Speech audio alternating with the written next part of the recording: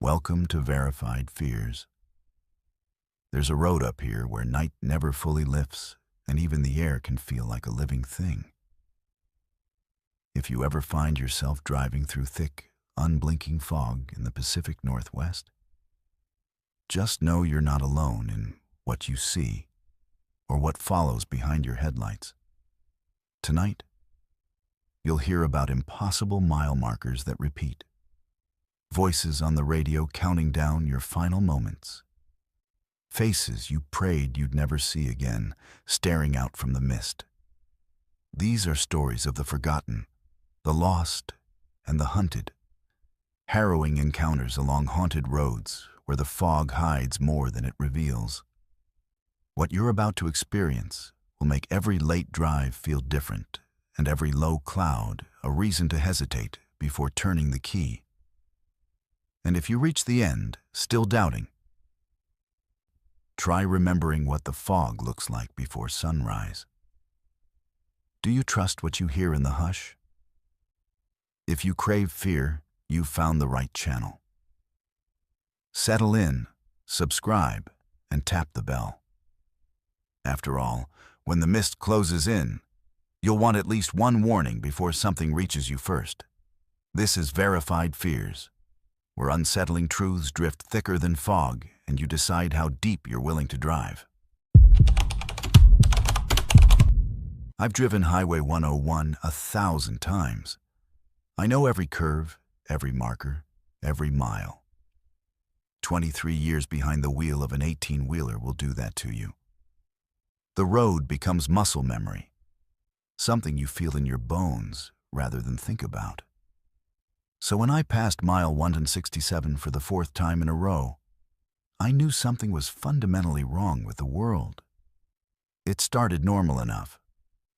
I'd left Portland around 6 in the evening, hauling a load of electronics down to Sacramento. The weather report mentioned fog rolling in along the coast. But that's nothing unusual for November in Oregon. I've driven through worse. By the time I hit the Cape Perpetua stretch, the fog had gotten thick. The kind that turns your headlights into useless glowing orbs that barely cut 3 feet ahead. I slowed down to about 35, which annoyed me because I was already behind schedule. But you don't mess around with coastal fog. I've seen too many cars at the bottom of cliffs to take chances. Mile marker 167 appeared in my headlights like it always does. Just a green reflective sign on a white post. I noted it without really thinking about it, the way you notice your own breathing. Then about 5 minutes later, I saw it again. Same marker, same post, same exact placement. My first thought was that the highway department had screwed up and put 2 markers with the same number on the same stretch of road. It happens sometimes with rural highway maintenance. I made a mental note to report it and kept driving. But then I saw it a third time. And that's when the confusion started turning into something else. Something cold that settled in my stomach like I'd swallowed ice water. I pulled over, or at least I tried to. The shoulder was narrow here, barely wide enough for my rig, but I managed to get most of the way off the road. I sat there with the engine idling, staring at that mile marker in my mirror. The fog moved around it in slow, thick waves, but the marker itself stayed perfectly still, perfectly clear. I grabbed my phone to check my GPS, but there was no signal. That wasn't surprising. Cell coverage is spotty along this stretch. But my GPS should still show my location even without a signal. Instead, the screen showed a blue dot on a gray line. No details, no mile markers, no indication of where I actually was. Just a dot on a line, going nowhere. I sat there for maybe 10 minutes, trying to rationalize what was happening. Maybe I'd gotten turned around somehow without realizing it. Maybe I'd taken a wrong turn in the fog and doubled back. But I knew that wasn't true. I hadn't turned, I hadn't even changed lanes.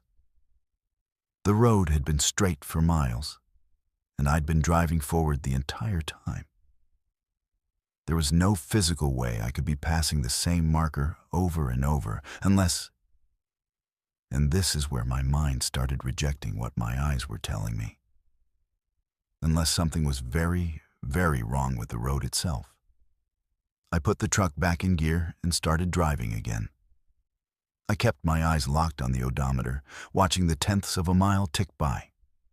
1 mile, 2 miles, 3 miles. And then, right at what should have been mile 170, there it was again. Mile marker 167. Same marker, same post. And that's when I noticed something else. Something that made my hands start shaking on the wheel. The fog looked different. When I'd first passed the marker, it had been evening fog, thick and gray, but still holding some daylight.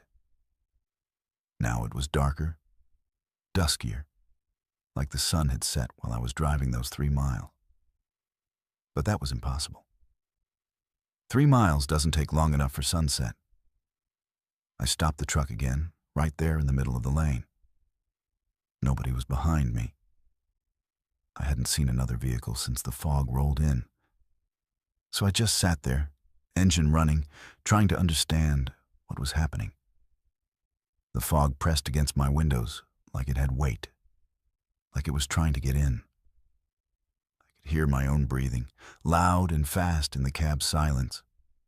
My CB radio was dead static. My phone still showed no signal. The GPS still showed that useless blue dot going nowhere. That's when I decided to walk. I know it sounds stupid, leaving the safety of my truck in dense fog on a highway. But I needed to understand. I needed to see that mile marker up close. Needed to confirm it was real and not some hallucination brought on by too many energy drinks and not enough sleep. I grabbed my flashlight and climbed down from the cab. The moment my boots hit the pavement, I knew something was deeply wrong. The air felt thick, not just with fog, but with something else. Something I can't quite describe. It was like the air had texture, like I was walking through something more solid than vapor. I walked toward where the markers should be, my flashlight beam barely penetrating the fog. I counted my steps. 20, 30, 40. I should have reached it by now. I should have walked past it. But there was nothing. Just road and fog and that horrible thick feeling in the air. I turned around and walked back toward my truck, counting again. When I reached what should have been my truck, there was nothing there. Just empty road. I spun around, my flashlight cutting useless arcs through the fog, my heart hammering so hard I could feel it in my throat. My truck was gone. 40 tons of steel and cargo vanished into fog that shouldn't be able to hide something that large. I started running then. Panic overriding logic. I ran back the way I'd come, or at least the way I thought I'd come, my boots pounding on asphalt I could barely see. And then, suddenly, there was light ahead. Red light. Tail lights. My truck. I ran to it and grabbed the door handle like it was a lifeline, hauling myself back into the cabin, slamming the door behind me. My hands were shaking so badly I could barely turn the key, but the engine was already running. Had I left it running? I couldn't remember. I threw it into gear and started driving, not caring anymore about understanding, just wanting to get away from that marker, away from whatever was happening on this stretch of road. But of course, 3 miles later, there it was again. Mile marker 167. Only this time, the fog wasn't dusk dark. It was night dark, full dark. The kind of darkness that shouldn't exist at, I checked my dashboard clock, 7:47 p.m. It should still be evening, should still have some light in the sky. But outside my windows was nothing but darkness and fog and that marker. Always that marker. I don't know how many times I passed it after that.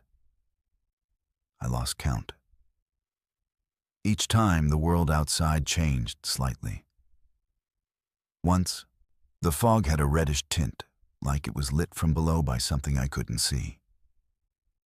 Once, I swear the trees on either side of the road were closer than they should be, their branches reaching over the pavement like fingers. Once, and this is the one that almost made me drive off the road, there was something standing next to the marker. Not a person, not exactly. The shape was wrong, too tall and too thin, and it turned its head to watch my truck pass, but I couldn't see a face, just a blank expanse where a face should be. I tried everything. I tried driving in reverse.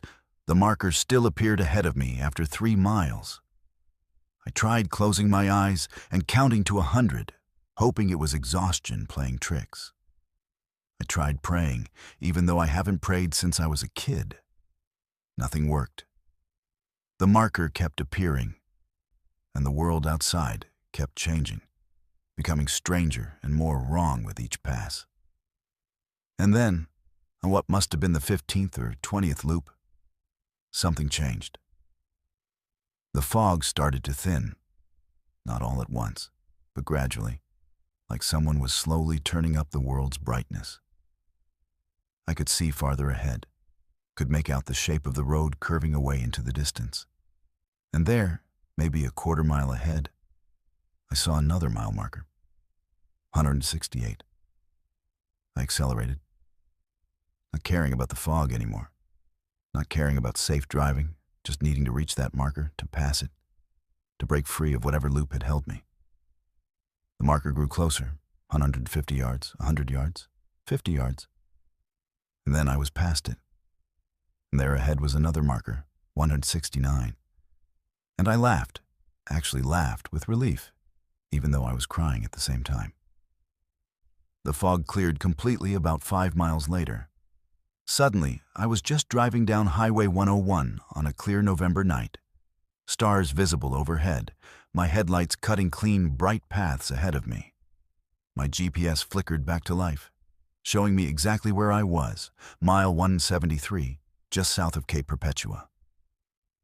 My phone showed a signal again. My CB radio crackled with normal truck driver chatter. Everything was normal. Except I'd lost 4 hours. When I pulled into a rest stop 20 miles later and checked my logbook against my dashboard clock, 4 hours were just gone. I'd entered that fog at 6:45 p.m.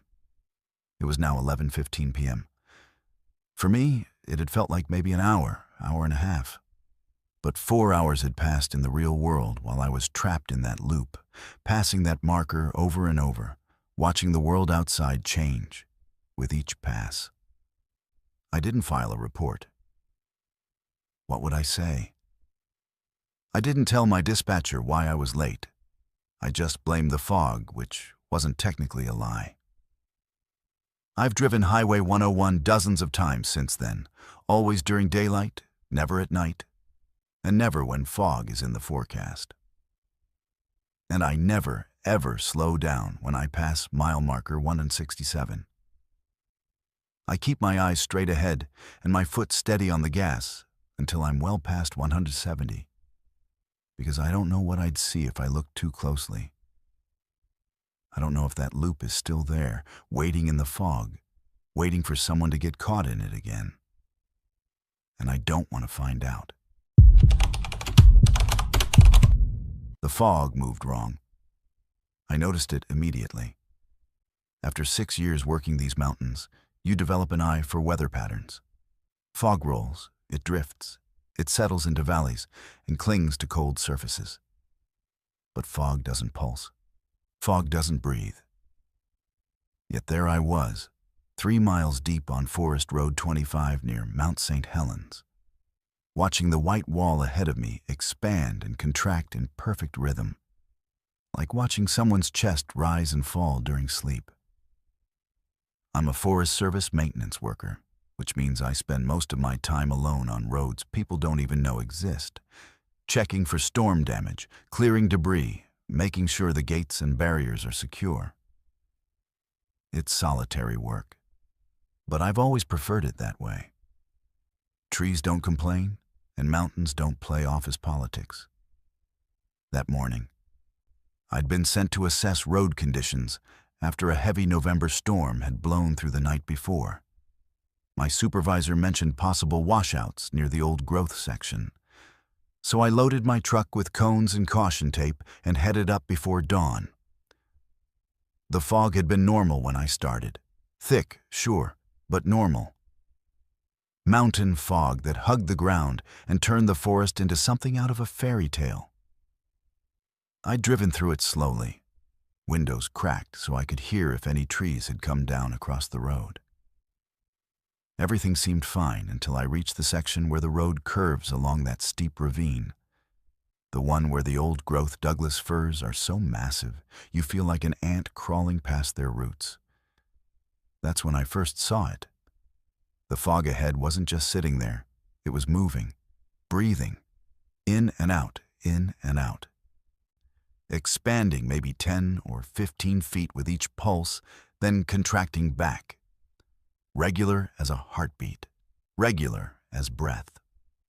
I stopped my truck right there in the middle of the road and watched it for a solid minute, trying to find a rational explanation. Wind patterns, maybe.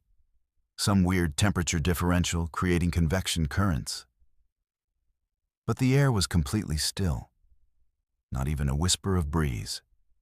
And the fog kept pulsing, kept breathing, completely independent of anything that should make fog move. I grabbed my thermos of coffee and took a long drink, thinking maybe I was more tired than I'd realized. But when I looked again, it was still happening. Still breathing. I should have turned around right then. Every instinct I had that wasn't pure curiosity was screaming at me to back up, turn around, and report the road as impassable. But 6 years of scientific training and natural resource management had taught me to observe, to document, to understand before reacting.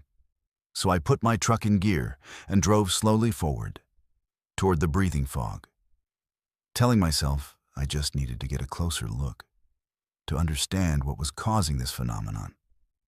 As I got closer, I realized the pulsing wasn't just in front of me. It was all around me. The fog to my left, to my right, behind me, all of it moving in perfect synchronization, expanding, contracting, breathing. And now that I was inside it, I could feel it too. Each time the fog expanded, the air pressure changed slightly. I felt it in my ears, in my chest, like being inside a massive lung. The truck's engine started running rough, sputtering slightly with each contraction of the fog, like it was struggling to breathe too. Then my engine died. Just stopped, right there on the road with no warning. My dash lights flickered and went dark.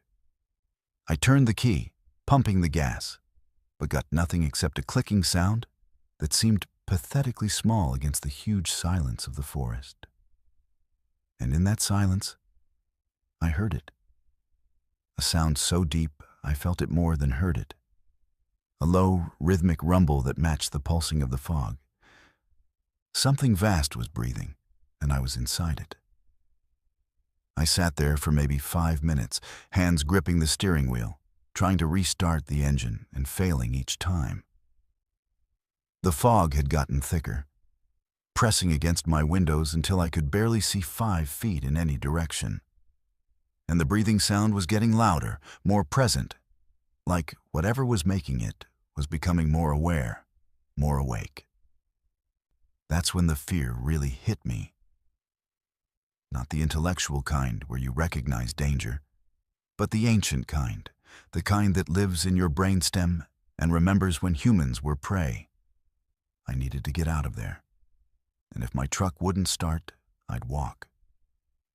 I grabbed my radio to call it in before I abandoned the vehicle, but when I keyed the mic, All I got was static underscored by that deep, rhythmic rumble. I tried different channels, same thing. My cell phone showed no signal, which wasn't unusual up here. But something about it felt more absolute than normal, like the fog was blocking more than just cellular waves. I was completely cut off. I stuffed my phone in my pocket anyway, grabbed my flashlight and emergency pack, and opened the door. The moment I stepped out of the truck, I knew I'd made a terrible mistake. The air was thick, almost resistant, like trying to move through water. Each breath I took felt heavy, saturated, like I was breathing in more than just oxygen and water vapor. And the breathing sound was everywhere now, coming from the ground, from the trees, from the sky, from inside my own chest. I turned in a slow circle, my flashlight beam barely penetrating the fog, and that's when I saw the trees. They were moving, not swaying like trees do in wind. There was still no wind, but rising and falling, their massive trunks expanding and contracting in rhythm with the fog. The bark was rippling like skin over muscle. Roots that had been buried were now visible at the surface, writhing slowly like exposed veins. The entire forest was breathing. Every tree, every branch, every needle was part of one massive respiratory system. And I was standing in the middle of it. I backed toward my truck, my hand fumbling for the door handle, but I couldn't look away from the trees. The old-growth Douglas firs that I'd measured and documented and protected for 6 years weren't separate organisms at all.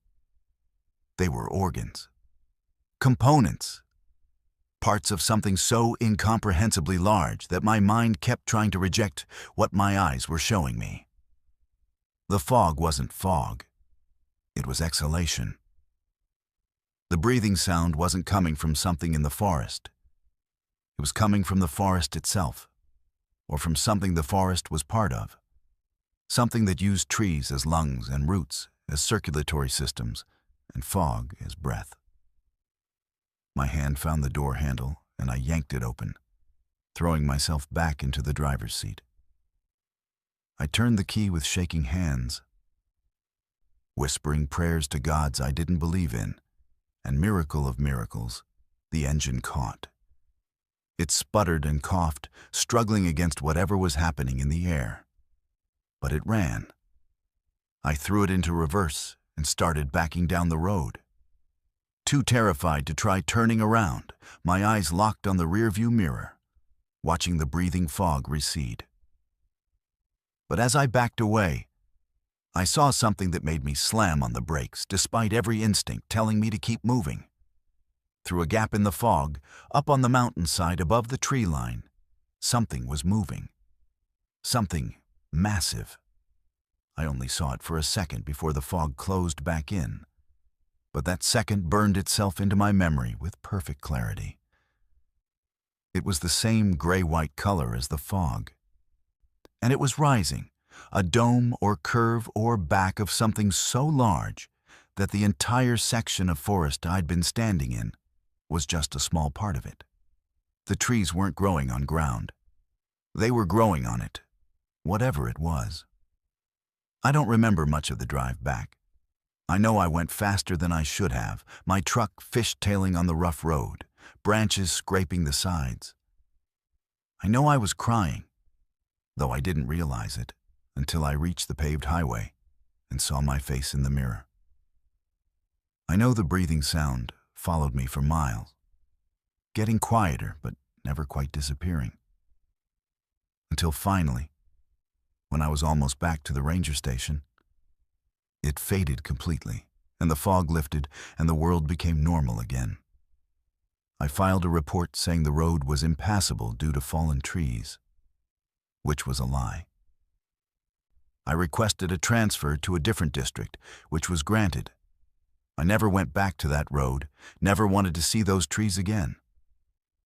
But sometimes, on foggy mornings, I'll see mist moving in a parking lot or a park, and for just a second, it looks like it's pulsing, breathing, And I'll remember that there are things in these mountains older and larger than we have words for. Things that use entire forests as organs. Things that we walk on and through and past every day without ever realizing we're standing on something alive. The worst part isn't what I saw. The worst part is knowing that it's still there, still breathing, still alive, and that somewhere, on some abandoned logging road deep in the Gifford Pin Show, my truck sat for 3 days before another crew found it and wondered why I'd abandoned it with the engine running and the door hanging open. They never asked me directly, but I heard through the grapevine that when they found it, the entire truck was covered in a thin film of moisture, like condensation. Like something had breathed on it. Like something had exhaled. He was exactly where hitchhikers shouldn't be. 30 miles from the nearest town, standing in fog so thick I almost hit him. And when he smiled at me through the window, I made the worst decision of my life. I unlocked the door. I was driving home for Thanksgiving break, my first time making the trip from Seattle to my parents' place in Wenatchee alone. Usually, I caught a ride with friends, but everyone had left the day before, and I'd stayed late to finish a paper. By the time I got on Highway 20 heading east through the North Cascades, it was already past 7 and getting dark. The weather report hadn't mentioned fog, but weather reports don't mean much once you get into the mountains. The fog had rolled in somewhere around Marble Mount, and by the time I was climbing toward Washington Pass, I could barely see the road. I wasn't scared. Not really. 20 years old and convinced I was invincible the way all college kids are. I had a full tank of gas, a decent car, and 4-wheel drive if I needed it. The road was empty. I hadn't seen another vehicle in over an hour. And I was actually enjoying the solitude, the way the fog made everything feel insulated and quiet, like driving through a cloud. I had music playing, some indie band my roommate had gotten me into, and I was thinking about my mom's cooking and how good it would feel to sleep in my old bed. That's when my headlights caught him. Just a figure standing on the shoulder, thumb out, appearing so suddenly in the fog that I slammed on my brakes and felt my car slide slightly on the damp pavement. My heart was hammering as I stopped about 20 feet past him, watching in my rearview mirror as he walked toward my car. He was wearing a thick jacket and a baseball cap, hands stuffed in his pockets, moving with the casual confidence of someone who'd been hitchhiking for years. When he reached my passenger window, he leaned down and smiled. And something about that smile made me hesitate for just a second before I hit the unlock button. "Thank God," he said as he climbed in, bringing the smell of wet earth and pine. "I've been out here for 2 hours. You're the first car I've seen." He was probably in his 40s, with a weathered face and tired eyes, the kind of guy who looked like he'd lived a hard life but wasn't dangerous. Just down on his luck. "Heading east?" he asked, and when I nodded, his smile got wider. "Perfect. I just need to get to Mazama. My truck broke down back at the turnoff and my phone's dead." "You're literally saving my life here." I told him it was no problem, that I was glad to help, and pulled back onto the highway. The fog seemed even thicker now, pressing against the windshield until I had to lean forward to see the road. He was quiet for the first few minutes, just sitting there looking out at the fog, and I started to relax. Just a guy who needed a ride. Nothing weird about it. But then he spoke again, and something in his voice made my hands tighten on the wheel. "You're going to want to slow down in about half a mile," he said. "There's a sharp curve coming up and the shoulder's washed out. Saw a car go off there about a month ago." I slowed down, and sure enough, there was the curve, sharper than I'd expected, with orange cones and caution tape marking where the shoulder had collapsed. I navigated it carefully, and he nodded with satisfaction. Good. Most people take that too fast, especially in fog like this. Can't see it until you're right on top of it. How do you know this road so well? I asked, trying to make conversation, trying to ignore the small voice in my head that was starting to whisper warnings. I've been up and down it more times than I can count, he said. You learn every inch of a road when you drive it enough. Every curve, every danger spot, every place where things can go wrong. He paused, then added, in about 3 miles, there's a pullout on the right. You're going to want to stop there. Why? The word came out more defensive than I'd intended. Trust me, he said. And that smile was back. But it looked different now in the dim glow of my dashboard lights. Wider. There's something you need to see. Something important. I didn't want to stop. Every instinct was telling me to keep driving, to get this guy to Mazama and get him out of my car. But he was watching me now. Really watching me. And I realized with a creeping sense of dread that I'd let a complete stranger into my car in the middle of nowhere, and I had no idea what he was capable of. So I said, okay. I said I'd stop, and I saw his shoulders relax like he'd been tense, like he'd been preparing for me to refuse. The pullout appeared exactly where he said it would, a small cleared area barely visible through the fog. I pulled in and put the car in park, my foot hovering over the gas pedal, ready to floor it if I needed to. What am I supposed to see? I asked, trying to keep my voice steady. He pointed out the windshield, into the fog. Look closely. You'll see it in a minute. I looked. There was nothing but white fog and the dark shapes of trees. My heart was pounding so hard, I could hear it in my ears. 30 seconds passed. A minute. Nothing. I was about to tell him I was leaving when he spoke again, and his voice had changed. It was lower now, more controlled, like someone who dropped a mask they'd been wearing. I've been doing this for a long time, he said quietly. Longer than you've been alive. And I've learned that people are most vulnerable when they think they're being helped. When they think someone's looking out for them. They stop paying attention to the important things. They stop questioning. He turned to look at me fully, and in the faint light, I could see his eyes were wrong. Too bright, too focused. You trusted me because I gave you good advice. I warned you about the curve. I was helpful. And because I was helpful, you stopped wondering why I was out here, 30 miles from anything, in fog that came out of nowhere. My hand moved toward the door handle, but he was faster. His hand shot out and grabbed my wrist, not hard enough to hurt, but firm enough to stop me. Don't, he said softly. Not yet. You haven't seen it yet. The thing I told you to watch for. It's almost here.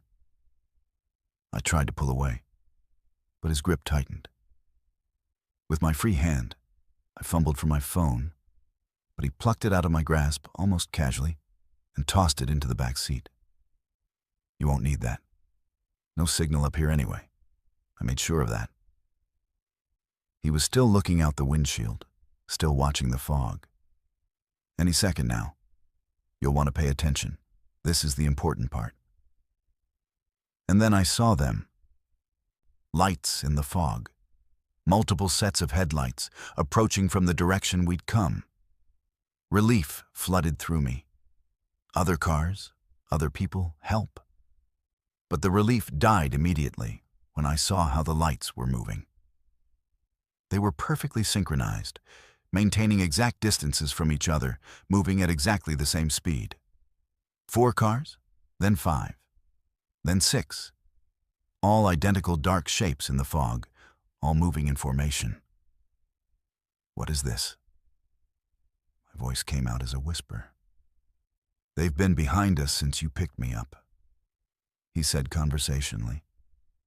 "Following at a distance, waiting for me to get you to stop. You thought you were alone on this road, but you haven't been alone since Marblemount. They've been patient, they've been careful, and now they're here." The vehicles pulled into the pullout, boxing my car in from behind and both sides. Their headlights stayed on, creating a cage of light that made it impossible to see who or what was in them.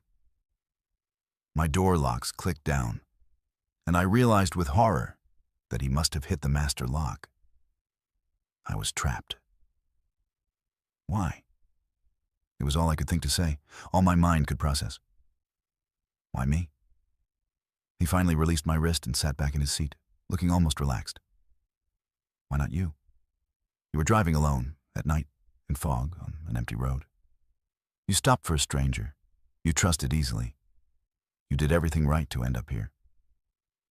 He glanced at me, and for just a moment, something almost like pity crossed his face. For what it's worth, you seem like a nice kid. Under different circumstances, maybe I would have actually helped you. But these aren't different circumstances. One of the vehicles behind us flashed its lights twice. Some kind of signal. He nodded and reached for his door handle. "They'll take it from here," he said. "I've done my part. I got you to stop. That's all they needed." He opened the door, and the fog rolled in, thick and cold. Before he stepped out, he turned back one more time. "Advice, though? Don't try to run. They're much faster than they look, and the fog goes on forever up here. You just die tired." Then he was gone, disappearing into the fog between the vehicles. I heard doors opening behind me, heard footsteps on gravel, heard low voices conferring in words I couldn't quite make out. My hands were shaking so badly I could barely grip the steering wheel. I looked at the gear shift, still in park, looked at my doors, still locked from the inside. But I could unlock them, could throw the car in reverse, could try to ram my way out. But then faces appeared at my windows. Not quite human faces, though they were close enough to make my brain stutter trying to process them.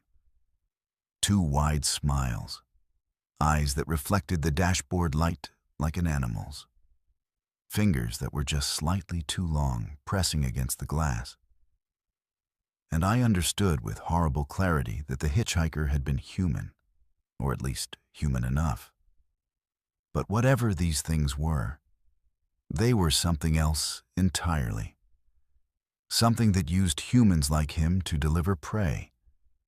Something that waited in fog for helpful strangers to stop in pullouts on empty mountain roads. I never saw what happened next. My memory cuts off right there, at that moment of understanding, with those faces at my windows and those two long fingers starting to try the door handles. The next thing I remember is waking up in my car on the side of Highway 20, 8 miles past Washington Pass, with weak morning sunlight filtering through dissipating fog. My phone was in the cup holder, not the back seat. My doors were unlocked. My tank was half empty when it should have been nearly full. And on my passenger seat, neatly folded, was the baseball cap the hitchhiker had been wearing. I drove straight to my parents' house and told them I'd decided to leave early, had driven through the night. I didn't tell them about the hitchhiker or the vehicles or the faces. What would I say? I don't even know what happened in those missing hours. I just know that sometimes, late at night, I'll catch myself reaching for my passenger door lock, making sure it's engaged. And I'll never, ever pick up a hitchhiker again. No matter how normal they look, no matter how much they smile, because help isn't always help. Sometimes it's just the hook.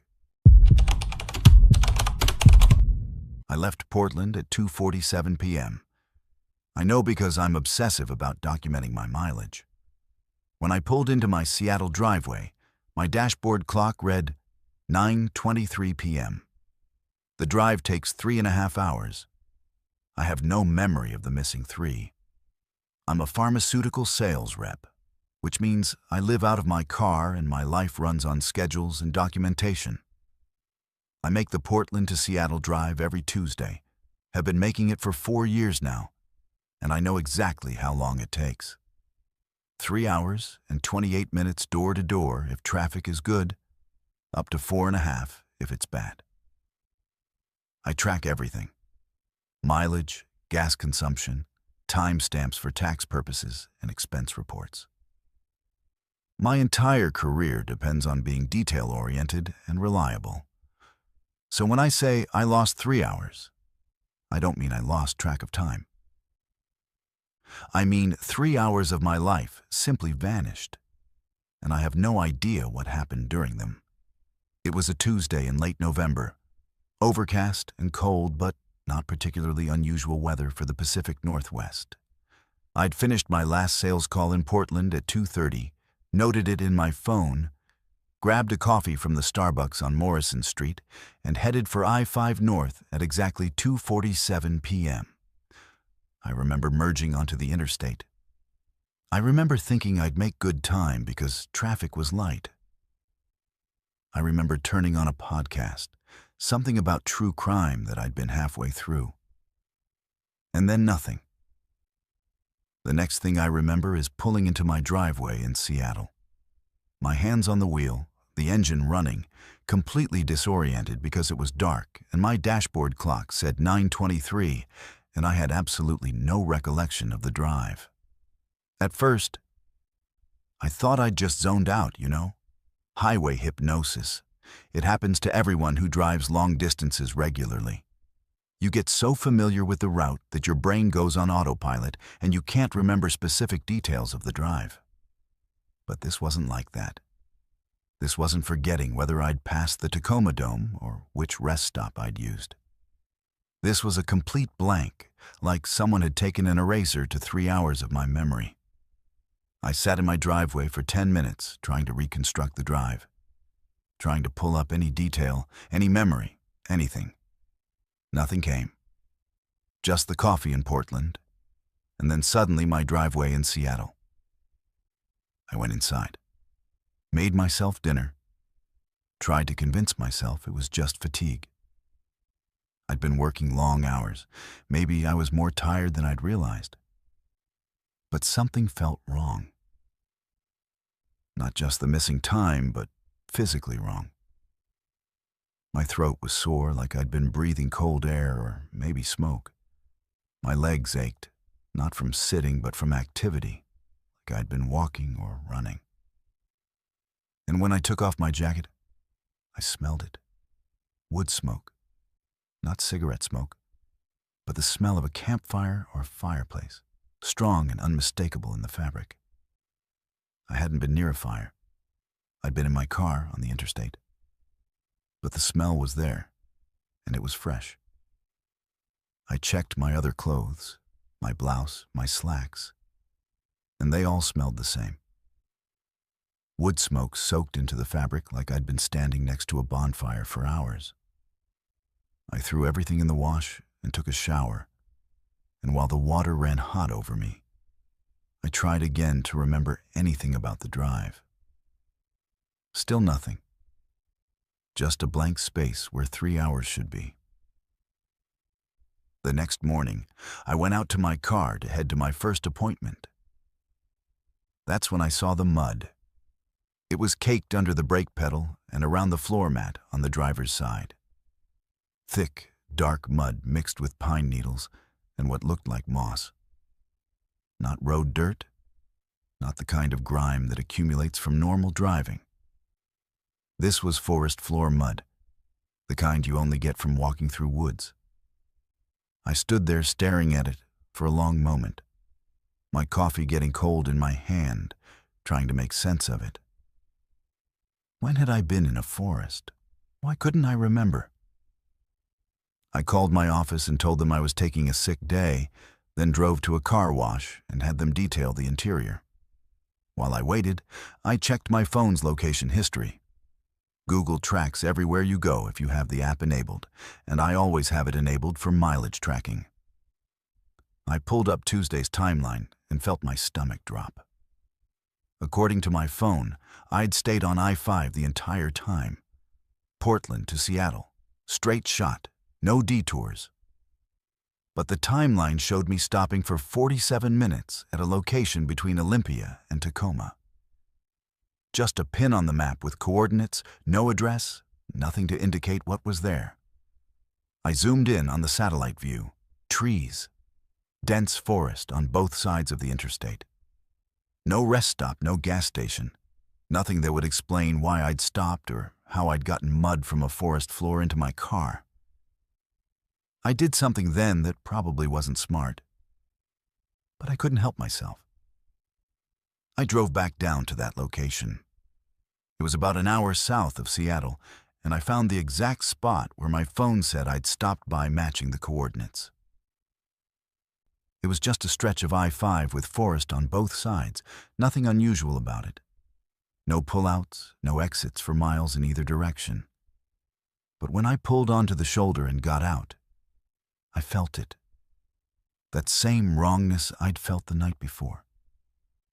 The air here was colder than it should be, and there was a smell, faint but present. Wood smoke. I walked along the shoulder, looking for anything that might explain what had happened. 50 feet ahead, I found a gap in the trees. Not exactly a trail, but a break in the underbrush wide enough to walk through. I stood at the edge of it, staring into the shadows between the trees, and every instinct told me not to go in there. But I needed to know. I needed to understand what had happened to those 3 hours. The forest was quiet. Too quiet. No birds, no insects.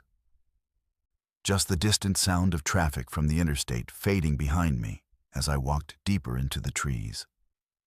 About 100 yards in, I found it. A clearing with a fire pit. The ashes were recent, maybe a day old, still holding warmth when I crouched down and held my hand over them. Surrounding the fire pit were marks in the dirt, strange symbols or patterns that looked like they'd been drawn deliberately. And beyond them, I saw footprints.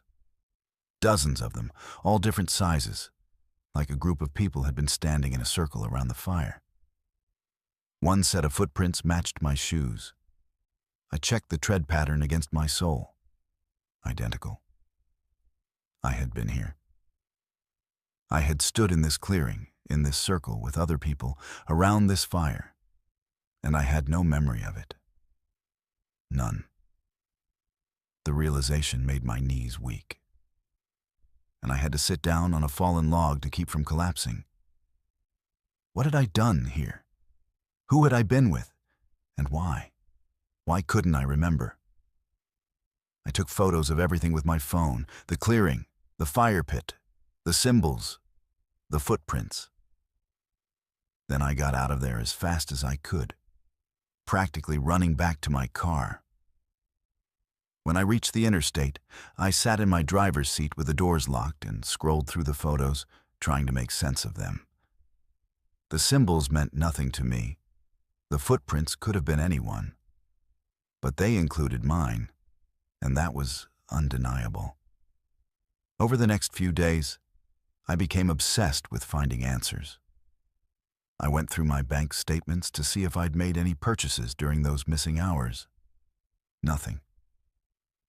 I checked my call log, my text messages, my emails, all normal. Nothing sent or received during that time. I even went to a doctor and asked about medical conditions that could cause memory loss. She ordered tests for everything from seizures to early onset dementia. Everything came back normal. There was no medical reason for me to lose 3 hours of memory.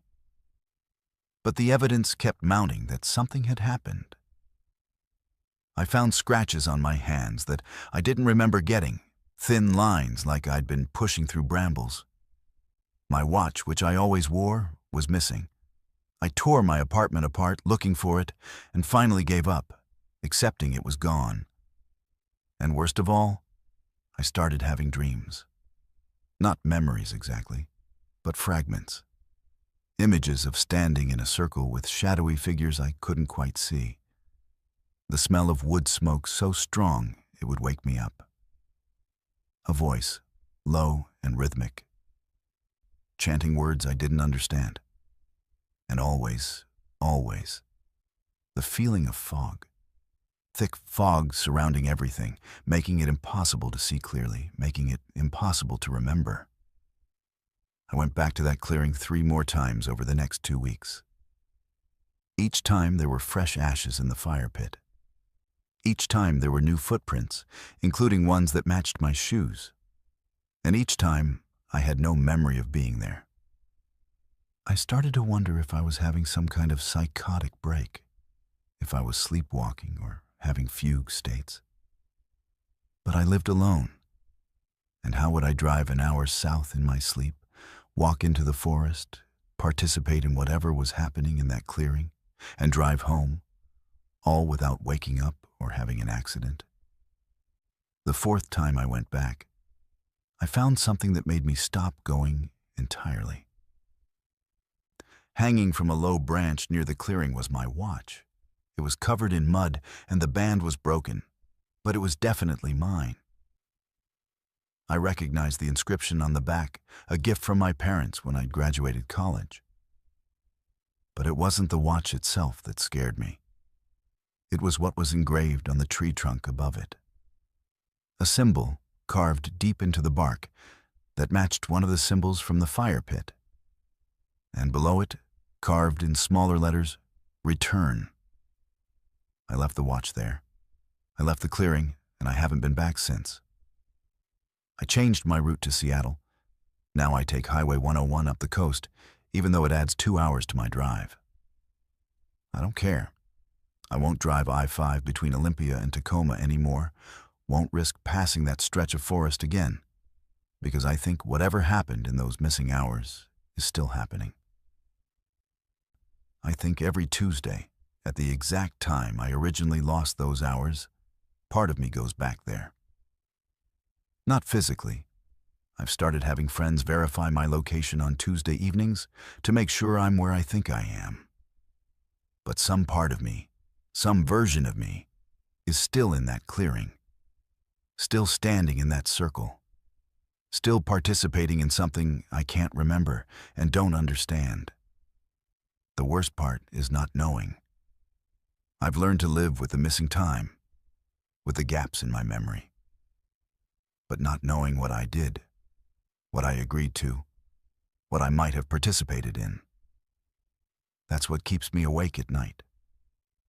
Because those symbols didn't draw themselves. That fire didn't light itself. And my footprints proved I was there, standing with others around that fire, doing something that required wood smoke and forest mud, and 3 hours of time I can no longer account for. Something that apparently requires me to return, whether I remember doing it or not. And the terrifying truth is that I might keep returning, might keep losing hours, might keep participating in whatever happens in that clearing. And I'll never know. I'll never remember. The fog took more than time. It took my certainty that I'm in control of my own life. 7 black SUVs, perfectly spaced, moving in formation like a military escort. No license plates I could see. No reason for them to be out here. And when I tried to pass, they boxed me in. I deliver medical supplies on the overnight route between Yakima and Aberdeen, crossing Highway 12 through White Pass 5 nights a week.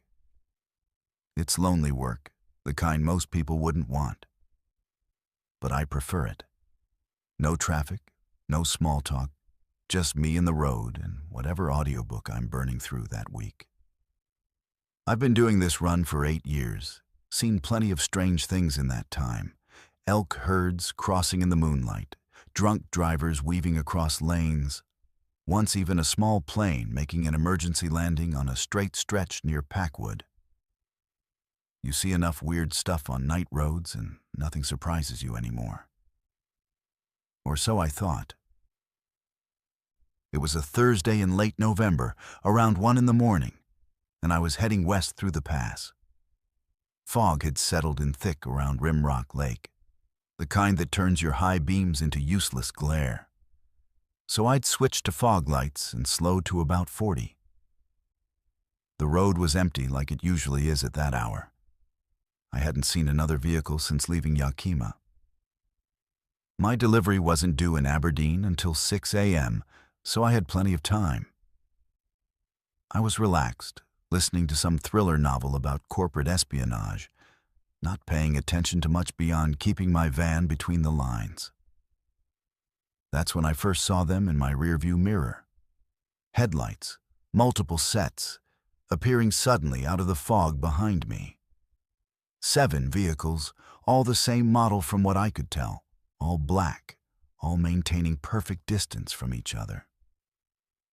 They looked like Chevy Suburbans or maybe Ford Expeditions, the kind of large SUVs that government agencies use or wealthy people buy for intimidation factor.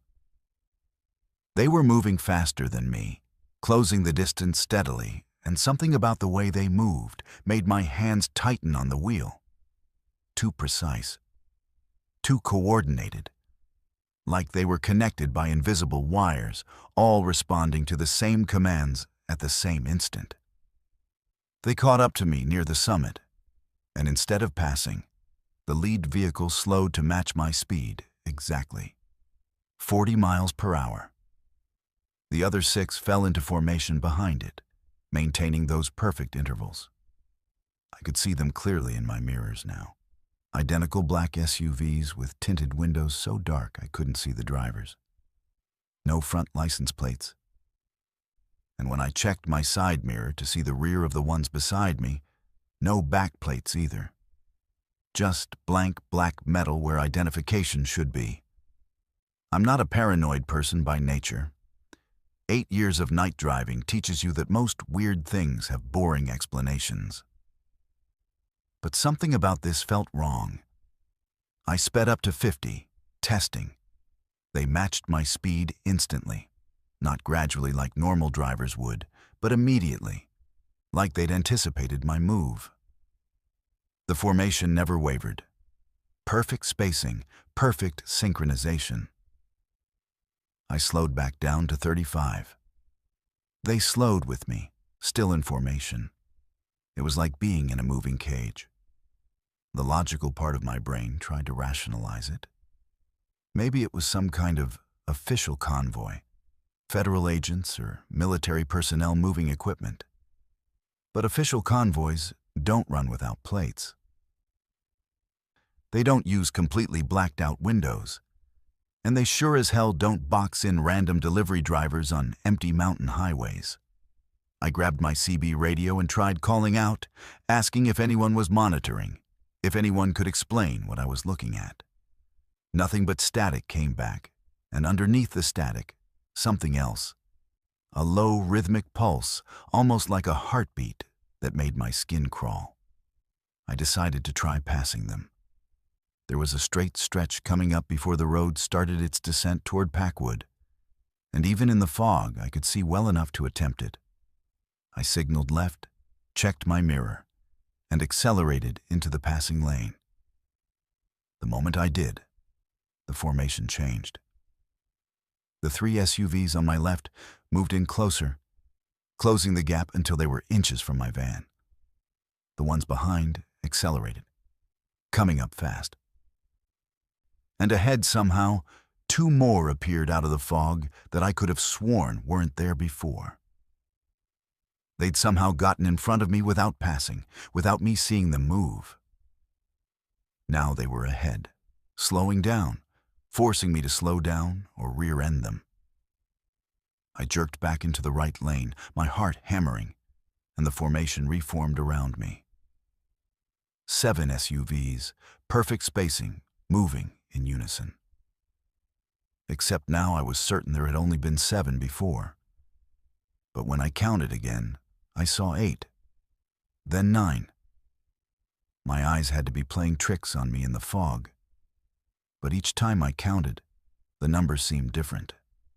7, then 9, then 8 again. Like they were shifting positions too fast for me to track. Or like some of them weren't entirely solid, flickering in and out of existence. That's when the real fear set in. Not the intellectual fear where you recognize danger, but the animal fear, the kind that makes your legs weak and your vision tunnel. These things, and I was starting to think of them as things rather than vehicles, weren't following me. They were herding me, keeping me moving in a specific direction at a specific speed, preventing me from leaving the formation. But herding me toward what? I tried my cell phone. No signal, which wasn't unusual in the past. But my phone also wouldn't turn on properly. The screen flickered with static, and for just a moment, I saw something that looked like text. Maintain speed. Maintain lane. Then the phone went completely dead, wouldn't respond to any buttons. I threw it on the passenger seat and focused on driving, on trying to figure out what to do. The fog was getting thicker, and the SUVs were getting closer.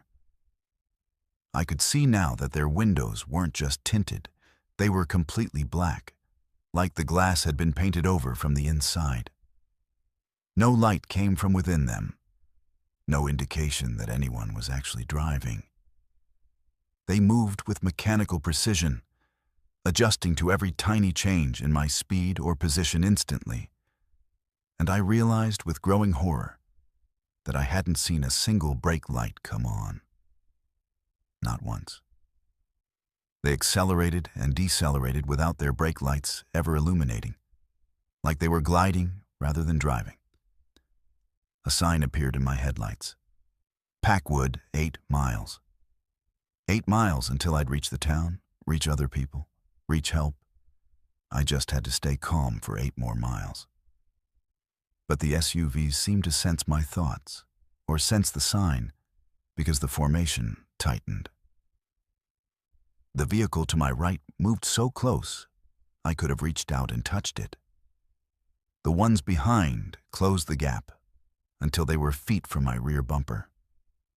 And the ones ahead slowed gradually, forcing me to slow, forcing all of us down to 30 miles per hour, then 25, then 20. We were barely moving now, crawling through the fog at 20 miles per hour. And I noticed the trees on either side of the road were wrong. They were too close, leaning in over the pavement, their branches forming a tunnel that shouldn't exist on this section of highway. The fog had taken on a greenish tint, like it was lit from below by something phosphorescent. And through the fog, I started seeing shapes. Not trees, but structures. Buildings that shouldn't be here, abandoned vehicles from decades past. Things that looked almost like people standing motionless in the mist, watching us pass. The sign for Packwood should have appeared by now. 8 miles at 20 miles per hour should have taken less than half an hour. But my dashboard clock showed nearly an hour had passed, and there was no sign of the town. Just more fog, more wrong trees, more impossible structures at the edge of my vision. The SUVs maintained their formation, patient and inexorable, herding me deeper into wherever this road was actually going. I made a decision then that probably saved my life. Instead of continuing to let them control me, I slammed on my brakes. Just stopped completely, right there in the middle of the highway. The formation scattered. Some of the SUVs shot past me, some swerved into the other lane, and for just a moment, the cage broke open. I cranked my wheel hard right and floored it. driving off the road into the forest, my van bouncing over rough terrain, branches scraping metal, my headlights cutting wild arcs through the trees. Behind me, I saw the SUVs trying to follow, but they moved wrong off-road. Too stiff, too awkward, like they weren't designed for anything except pavement. I kept driving, praying I wouldn't hit a tree or drop into a ravine, just focused on getting away from them, getting away from that formation and whatever destination they'd been herding me toward. My van crashed through undergrowth, bottomed out on rocks, and then suddenly I was back on pavement. Actual pavement, with lane markers and a normal yellow dividing line. I was on Highway 12, but everything looked normal now. The fog was lighter, the trees were the right distance from the road, and when I checked my mirror, there was nothing behind me. No SUVs, no formation, just empty highway and normal fog. My radio crackled back to life with regular CB chatter. My phone rebooted itself in the passenger seat. And ahead, maybe a mile distant, I saw the lights of Packwood. I pulled into the first gas station I found and sat in the parking lot with my engine running for 20 minutes, just shaking. The van was trashed, scratches down both sides, a cracked headlight, mud and pine needles packed into every crevice. But I was alive. I was out. When I finally went inside to buy coffee, the attendant asked if I was okay, said I looked like I'd seen a ghost. I told him I'd swerved to avoid a deer and gone off-road. He seemed to accept that. I finished my delivery that morning, but I quit the job the following week. Told my supervisor I was moving out of state, which was a lie. I just couldn't drive that route anymore. Couldn't risk ending up in that formation again, couldn't risk finding out where they'd been hurting me. Because I think if I'd stayed in that cage for a few more miles, I would have reached whatever destination they had planned. And I don't think I would have come back from it. Sometimes, late at night, I'll be driving, and I'll see a black SUV in my rearview mirror. Just one, always just one, with tinted windows and no plates visible. It never gets close, never tries to box me in. It just follows for a mile or two, then disappears at the next exit or turn. And I wonder if it's checking on me, making sure I'm still here, still in the normal world. Or if it's waiting for me to slip up, to drive the wrong road at the wrong time. So the formation can find me again and finish herding me to wherever I was supposed to go. I don't know which possibility scares me more. The voice crackled through on a frequency I'd never heard traffic on before. Male, middle-aged, utterly calm. Subject vehicle, dark blue Honda Civic, now passing Vista Point. Dense fog. Speed approximately 35 miles per hour.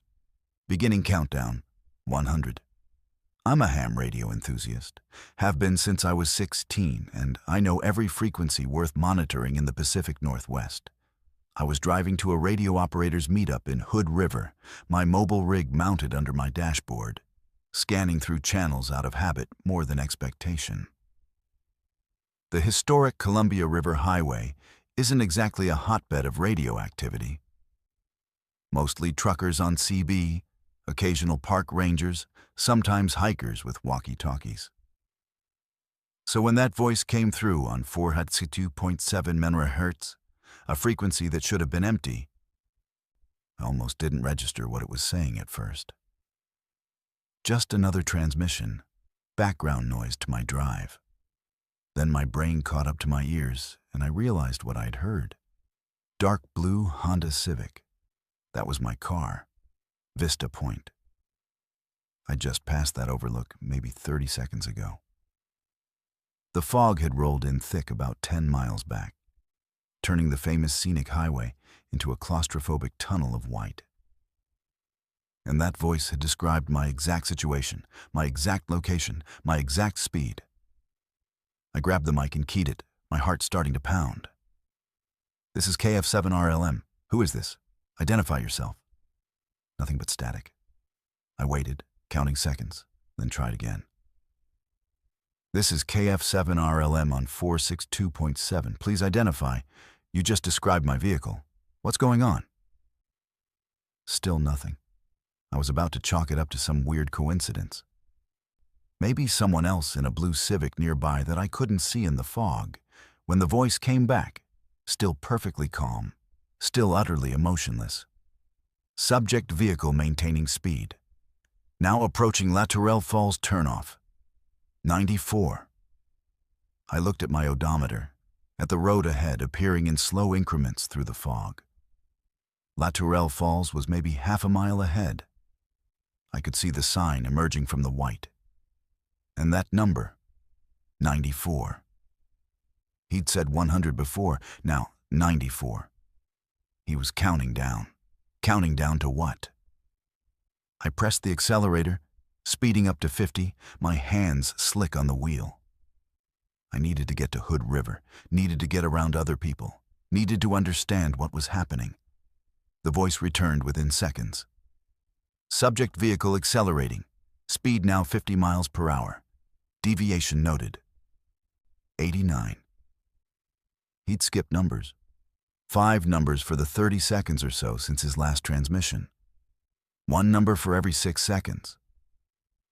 I did the math quickly. At that rate, he'd reach 0 in about 9 minutes. 9 minutes until what? I grabbed my phone from the cup holder, tried to dial 911, but there was no signal. The fog seemed to be blocking everything except that one frequency, that one voice describing my every move. I kept driving, faster now, watching the road materialize in front of me, just barely in time to take the curves. The historic Columbia River Highway is beautiful in clear weather. Waterfalls, vista points, dramatic cliffs overlooking the gorge. In dense fog, it's a nightmare of blind curves and sheer drops. But I didn't care about safety anymore. I cared about that countdown.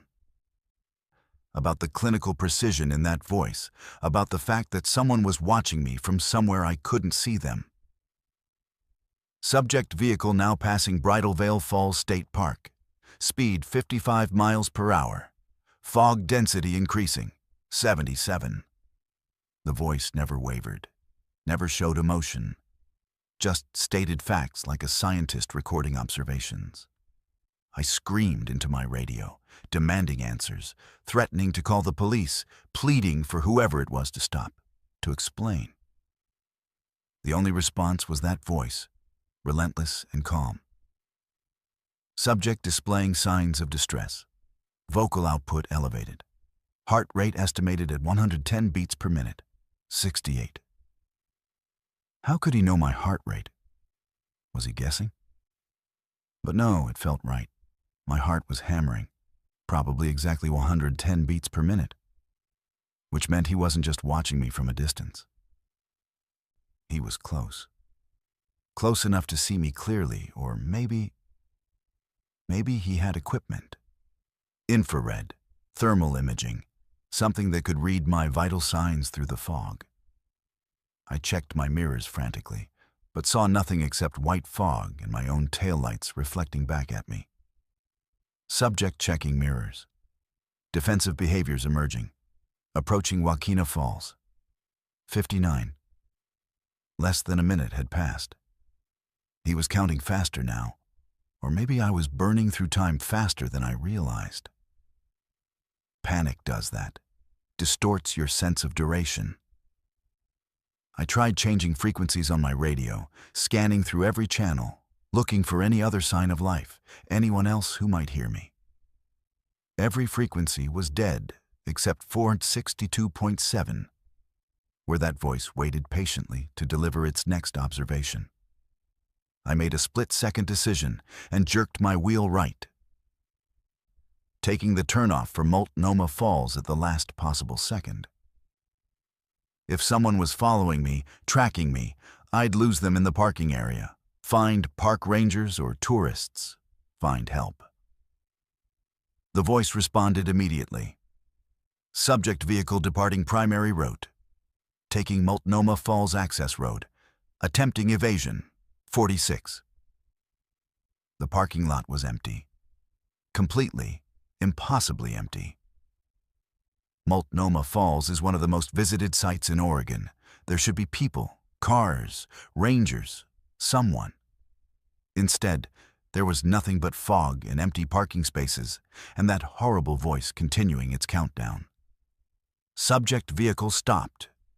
Subject displaying extreme distress. Heart rate now 130 beats per minute. Respiratory rate elevated, 38. I locked my doors and sat there, breathing hard, trying to think. Whoever was doing this had cleared the area somehow, or the fog had, or I'd driven into something that wasn't quite the real world anymore. The voice knew everything: my speed, my heart rate, my location, my actions. It was like being dissected while still alive. Every part of me observed and catalogued and reported in that clinical monotone. Subject attempting to calm respiratory function. Unsuccessful. Subject searching vehicle interior for potential weapons or defensive tools. 29. I froze, my hand halfway to the tire iron I kept under the passenger seat. He could see inside my car. Through the fog, through my windows, he could see exactly what I was doing. I looked up through my windshield and saw only white fog pressing against the glass. But somewhere in that fog, eyes were watching, instruments were measuring, and that voice was narrating my terror. I started the car and floored it, driving back toward the highway, tires squealing on the wet pavement. I didn't care about the countdown anymore, didn't care about understanding. I just needed to escape, to break whatever observation grid I'd driven into, to get back to the real world where fog was just fog and voices on radios belonged to real people. Subject fleeing. Speed 60 miles per hour. Returning to primary route, 18. 18.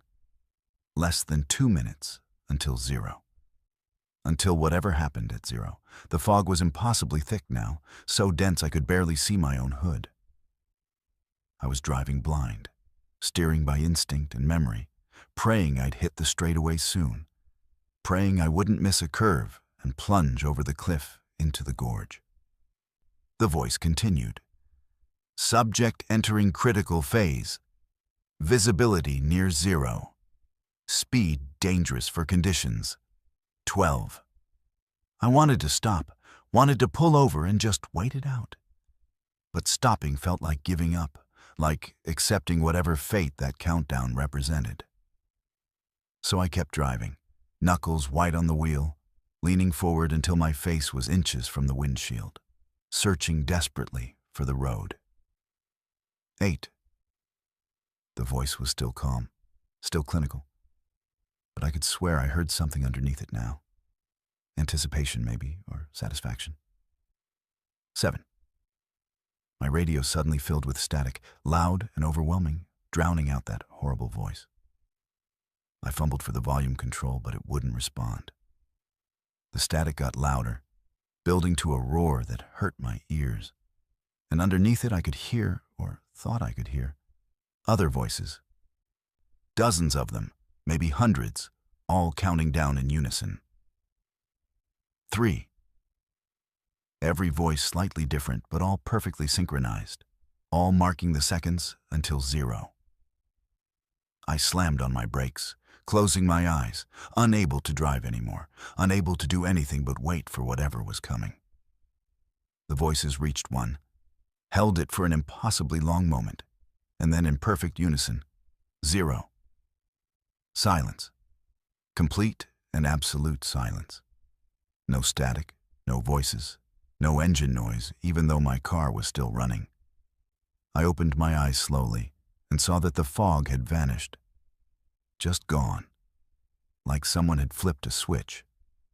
I was sitting in the middle of the historic Columbia River Highway in brilliant sunshine, surrounded by normal tourist traffic, People in the cars around me staring at me like I was crazy for sitting, stopped in the middle of the road. My radio was off. Not just silent, physically off, the power light dark, even though I never touched the switch. I turned it back on and scanned through every frequency. Normal traffic, normal chatter, no sign of that voice or that frequency.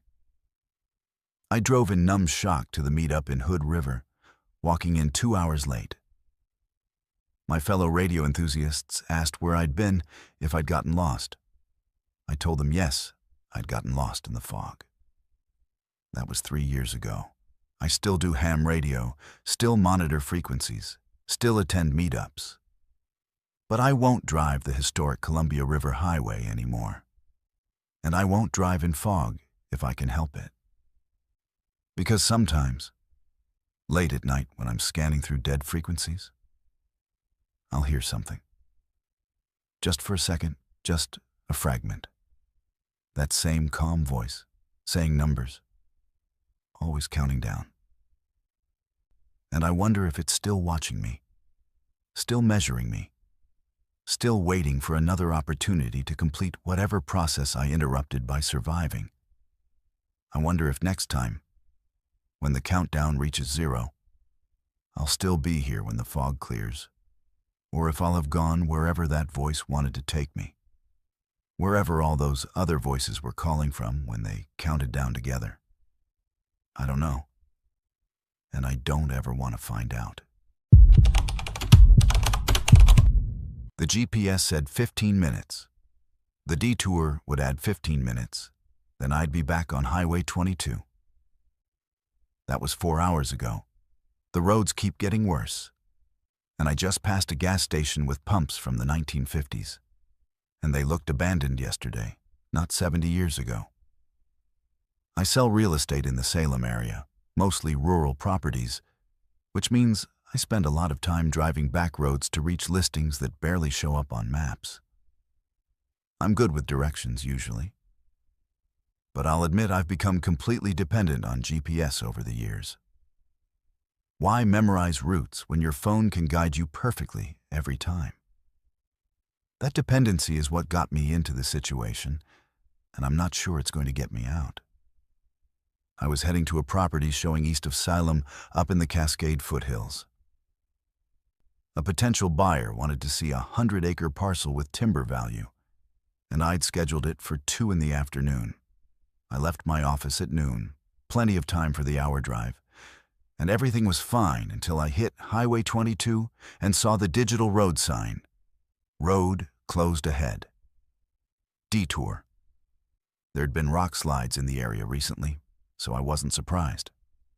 My GPS immediately recalculated, showing a detour that added 15 minutes. No problem. I'd still make the appointment with time to spare. The detour started normally enough, a right turn onto a county road I'd never used before. 2 lanes of decent pavement cutting through forest.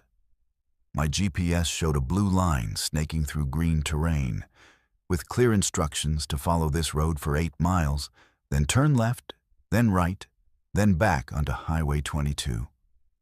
Simple. I turned up my podcast and settled in for the extra drive time.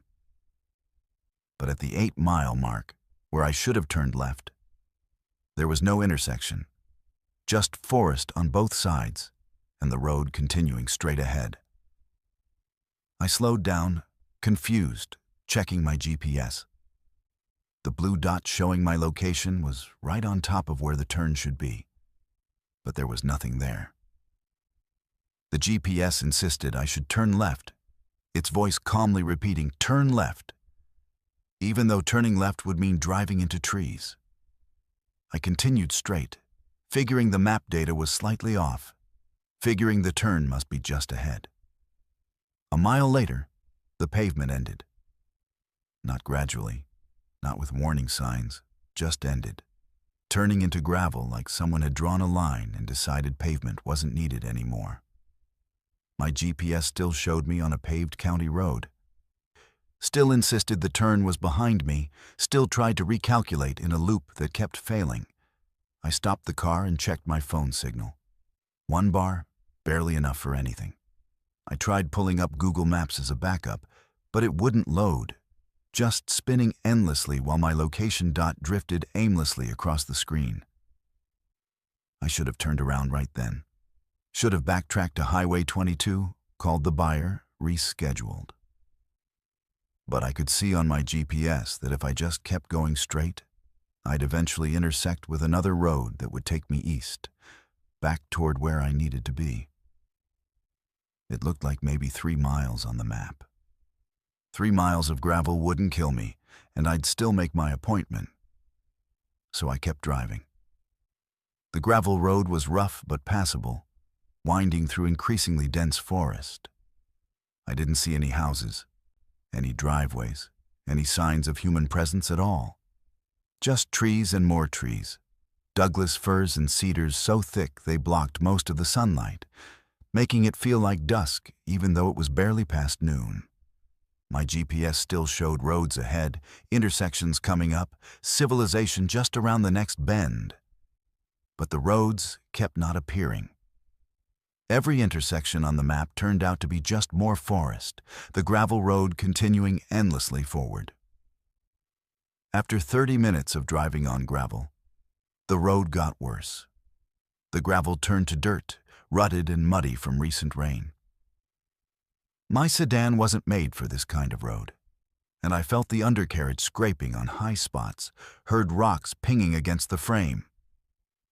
But I was committed now. Going back meant retracing miles of bad road, and the GPS insisted I was close to a proper intersection. Close to getting back on track, just a little farther. That's when I saw the first house. It appeared suddenly through the trees, an old farmhouse with weathered gray siding and a collapsed porch. Abandoned, obviously, but not recently. This place had been empty for decades, windows broken, roof sagging, blackberry vines covering everything. What struck me was how it looked abandoned. Not like a house that had been left for a long time, but like a house that had been abandoned in a hurry and then forgotten by time itself. There was a car in the driveway, a sedan from the 70s, tires rotted away, sitting on its rims. No license plates, no identification, just rust and decay. I drove past it slowly, my hands tight on the wheel. And that's when I started seeing more structures. More old houses, a collapsed barn. What looked like a schoolhouse with no windows and no door. All of them decades old, all of them abandoned in ways that made no sense. These weren't historical buildings preserved for tourism. These were places that had been lived in and then left behind. Buildings that shouldn't exist this deep in forest with no proper road access. Who had lived here? How had they gotten here? And why did none of this show up on my GPS, which still insisted I was driving on a maintained county road?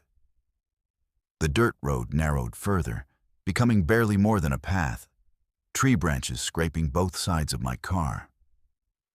I had to stop.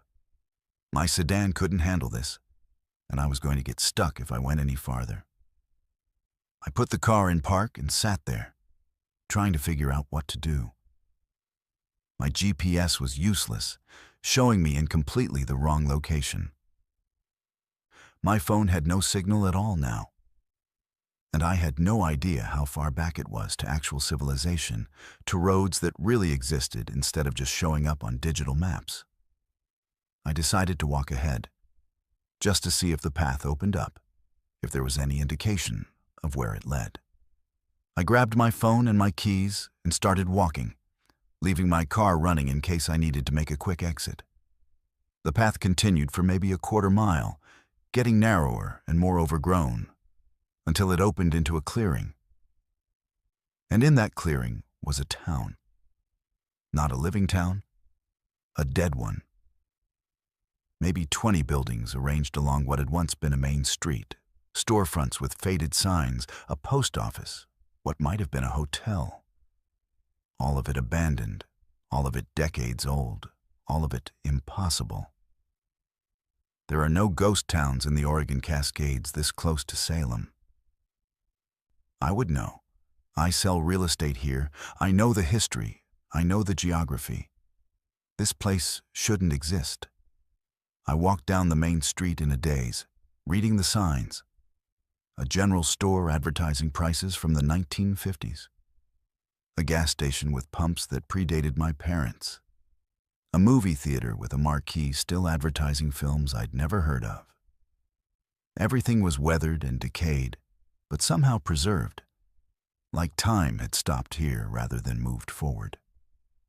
There were no tire tracks, no footprints, no indication anyone had been here in decades. Just this impossible town sitting in the middle of forest, accessible only by a path that barely qualified as a road, appearing on no maps. I took photos with my phone, documentation of something I didn't understand. Then I heard it. An engine. Distant, but definitely an engine. Coming from somewhere beyond the town. I walked toward the sound, past the last buildings, and found another road on the far side. A better road, gravel but well-maintained, with fresh tire tracks. And driving away down that road, maybe a quarter-mile distant, was a car. A modern car. Someone else was here. I ran back to my car, my heart pounding. If there was someone else, they could tell me where I was, how to get out. I managed to turn my sedan around in the narrow path, scraping paint and losing a side mirror in the process, and drove back through the ghost town to the better road. I turned in the direction the car had gone and accelerated, desperate to catch up. But the road just kept going. Miles of gravel through endless forest, no car ahead, no intersections, nothing but trees, and that road unwinding forever. My gas gauge was showing half empty when it should have been nearly full. My dashboard clock said 4:47 p.m. I'd been driving for almost 5 hours since I took that detour, and I'd made it nowhere. Absolutely nowhere. The road started getting worse again, the gravel thinning, dirt showing through. No, I thought. No, not again. But it kept degrading, turning back into dirt, into ruts, into that barely passable path. I was going in circles somehow, or the roads were looping back on themselves, or I'd driven into something that didn't follow normal geography. The GPS had long since given up, just showing a blue dot on a gray screen with no context, no roads, no landmarks. Just that dot, drifting. I finally stopped when the path became impassable, blocked by a fallen tree. I got out and walked around it. And on the other side was another ghost town. Different buildings, different layout, but the same impossible abandonment, the same sense of places that existed outside of time. And beyond it, I could see another path leading away. And I knew if I followed it, I'd just find more forest, more degrading roads, more forgotten places. That's when I understood. The detour hadn't just taken me off Highway 22.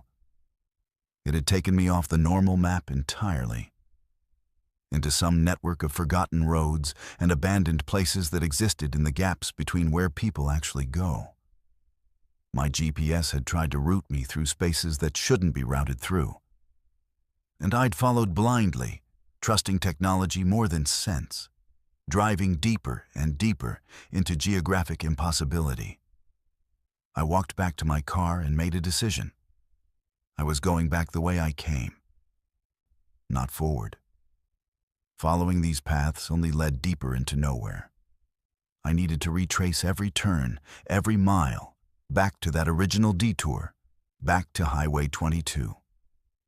It took 3 hours of careful driving, memorizing landmarks, backtracking when paths split in ways I didn't remember. But eventually, finally, I found pavement again. Real pavement. And then the county road. And then Highway 22. When I pulled back onto the highway, it was after 8 p.m., I'd been in that network of impossible roads for over 8 hours. My car was filthy, scratched, and my phone suddenly had signal again, showing dozens of missed calls from my client, my office, everyone wondering where I'd disappeared to. I called and apologized, said I'd gotten lost, which was the truth. Just not the whole truth. I don't use GPS anymore for rural properties. I study paper maps.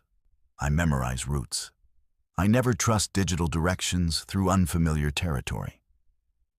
Because I learned that maps can show roads that go places you're not meant to find, places that exist in the forgotten spaces between here and there, places where you can drive forever and never reach anywhere at all.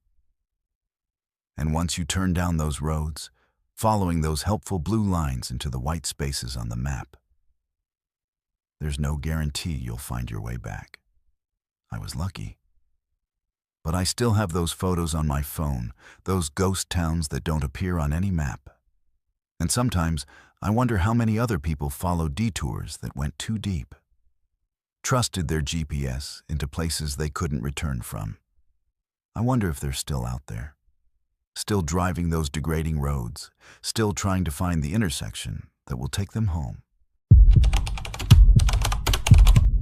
I recognized the car first, silver Subaru, passenger side caved in. Then I recognized the woman in the driver's seat, blood running from her temple in an identical pattern. I'd bandaged that same wound 6 hours ago. I'd watched the ambulance take her away. I'm a paramedic, 11 years on the job, and I've seen pretty much everything the human body can survive, and everything it can't. You develop a kind of clinical detachment after a while. Not because you stop caring, but because caring too much will destroy you. You learn to focus on the work, on the protocols, on doing your job efficiently so people have the best chance of making it. That detachment is what kept me functional during my double shift that day, responding to 6 calls, including a bad MVA on Highway 26 around 3 in the afternoon. Motor vehicle accident, 2 victims, 1 critical. I'd done my job, stabilized them, handed them off to the ER, and clocked out at 9 p.m. exhausted but satisfied. Both victims would live. I'd helped make that happen. I was driving home on the same stretch of Highway 26, about 20 miles west of Portland in rural Washington County. The fog had rolled in thick while I'd been at the hospital, turning the road into a tunnel of white. I was tired, looking forward to a shower and 12 hours of sleep, not really paying attention to anything except keeping my car between the lines. That's probably why I almost didn't stop when I saw the car in the ditch. Almost. But 11 years of training doesn't let you drive past an accident, no matter how tired you are. I pulled over, grabbed my personal first aid kit from the trunk — I never drive without one — and ran toward the vehicle. It was a silver Subaru Outback, passenger side crumpled where it had hit something, probably a tree based on the damage pattern. The driver was slumped over the wheel, and I could see blood on her face. My training kicked in immediately, assessing the scene as I approached. Single vehicle, driver possibly unconscious, no other victims visible, car stable, no fire risk, safe to approach.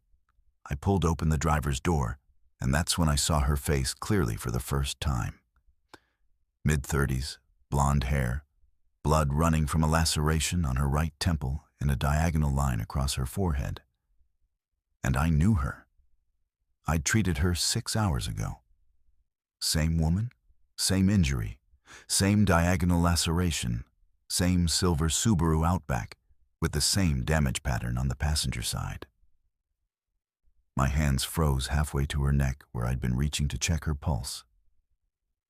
"Ma'am, can you hear me?" My voice came out automatic, professional, while my brain tried to catch up to what I was seeing. She moaned slightly, her eyes fluttering. The same moan, the same flutter. I'd seen this exact response earlier today. I checked her pulse, rapid and thready, exactly like before. I examined the head wound, actively bleeding, exactly like before. Even the way she was slumped over the wheel, her left arm trapped between her body and the door, was identical. I pulled out my phone and called 911, giving them the location and patient status while I started treating her. Direct pressure on the head wound with gauze from my kit. Checking her pupils. Unequal, possible concussion or worse. Assessing for other injuries. Complained of chest pain when I asked. Likely rib injuries from the steering wheel. Everything matched. Everything was exactly the same as the accident I'd responded to at 3:17 p.m., except now it was 9:43 p.m., and I was off duty. And the woman I'd already saved was somehow injured again in the same way, in the same location. "Stay with me," I told her, holding pressure on her wound. "Help is coming. You're going to be fine." The same words I'd said earlier. She looked at me with unfocused eyes and whispered, "Thank you." And I felt my stomach drop because her voice was exactly the same. The gratitude and fear mixed in the same proportions. This wasn't a similar accident.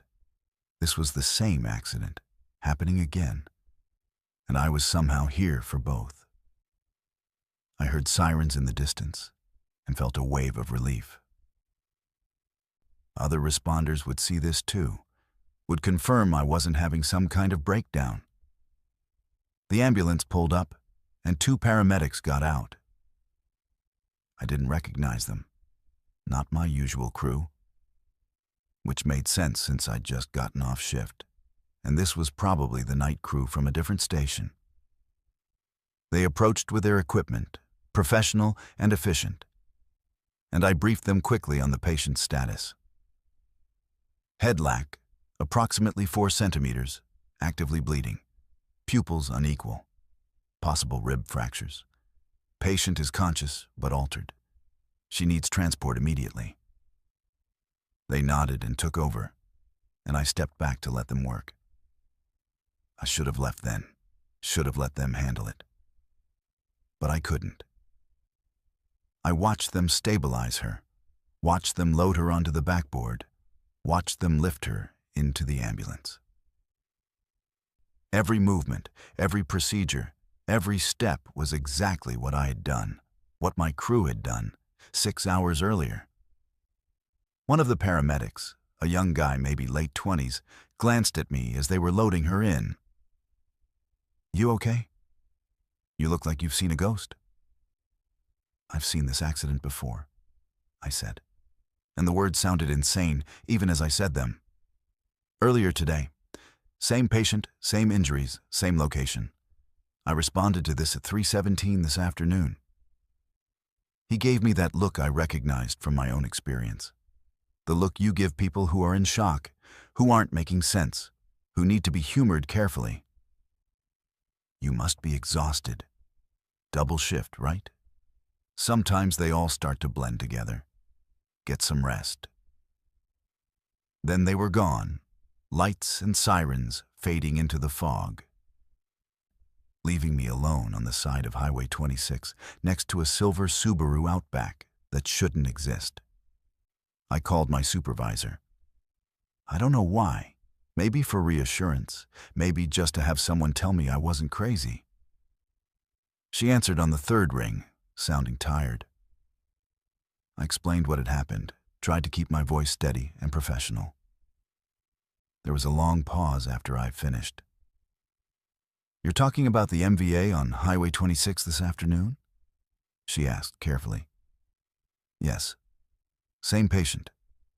I just responded to the same accident again." Another pause. "Both victims from that accident are at Emmanuel Hospital right now. I checked on them before I left tonight. The driver had surgery for internal bleeding, but she's stable. The passenger was treated and released. They're both fine." "Then who did I just treat?" My voice was too loud, too sharp. "Because I'm standing next to her car right now, and she had the same injuries, the same—" "Go home," my supervisor said, her voice gentle but firm. "You worked 16 hours today. You're exhausted. Sometimes our brains play tricks on us when we're that tired, especially after a difficult shift. Go home, get some sleep, and we'll talk tomorrow." She hung up. I stood there in the fog, holding my phone, looking at the Subaru. It was real. The blood on my gloves was real. The woman I'd just treated was real. But according to my supervisor, she was also currently recovering in a hospital bed 20 miles away. Both things couldn't be true. But I'd seen both. I'd treated both. I got in my car and drove away. But I couldn't go home. I drove to Emmanuel Hospital instead. Went to the ER and asked about the MVA patients from that afternoon. The nurse checked her computer and confirmed. Both patients admitted. Both stable. Driver, currently in post-op recovery. I asked if I could see her, claimed I'd been on the responding crew and wanted to check on her condition. The nurse seemed skeptical, but eventually let me go up. The woman in the recovery room was the same woman. Same face, same blonde hair, now clean and bandaged. She was sleeping, hooked up to monitors showing stable vitals, an IV in her arm.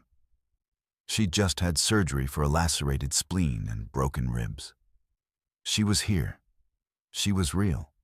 She was recovering. But I'd also just left her at an accident scene on Highway 26. Had loaded her into an ambulance. Had watched her driven away. I left the hospital and drove back to Highway 26, back to the spot where I'd stopped. The Subaru was gone. No skid marks on the road. No broken glass. No evidence an accident had occurred there at all. I searched the shoulder with my flashlight, looking for anything. Tire tracks, disturbed gravel, a piece of trim that had broken off.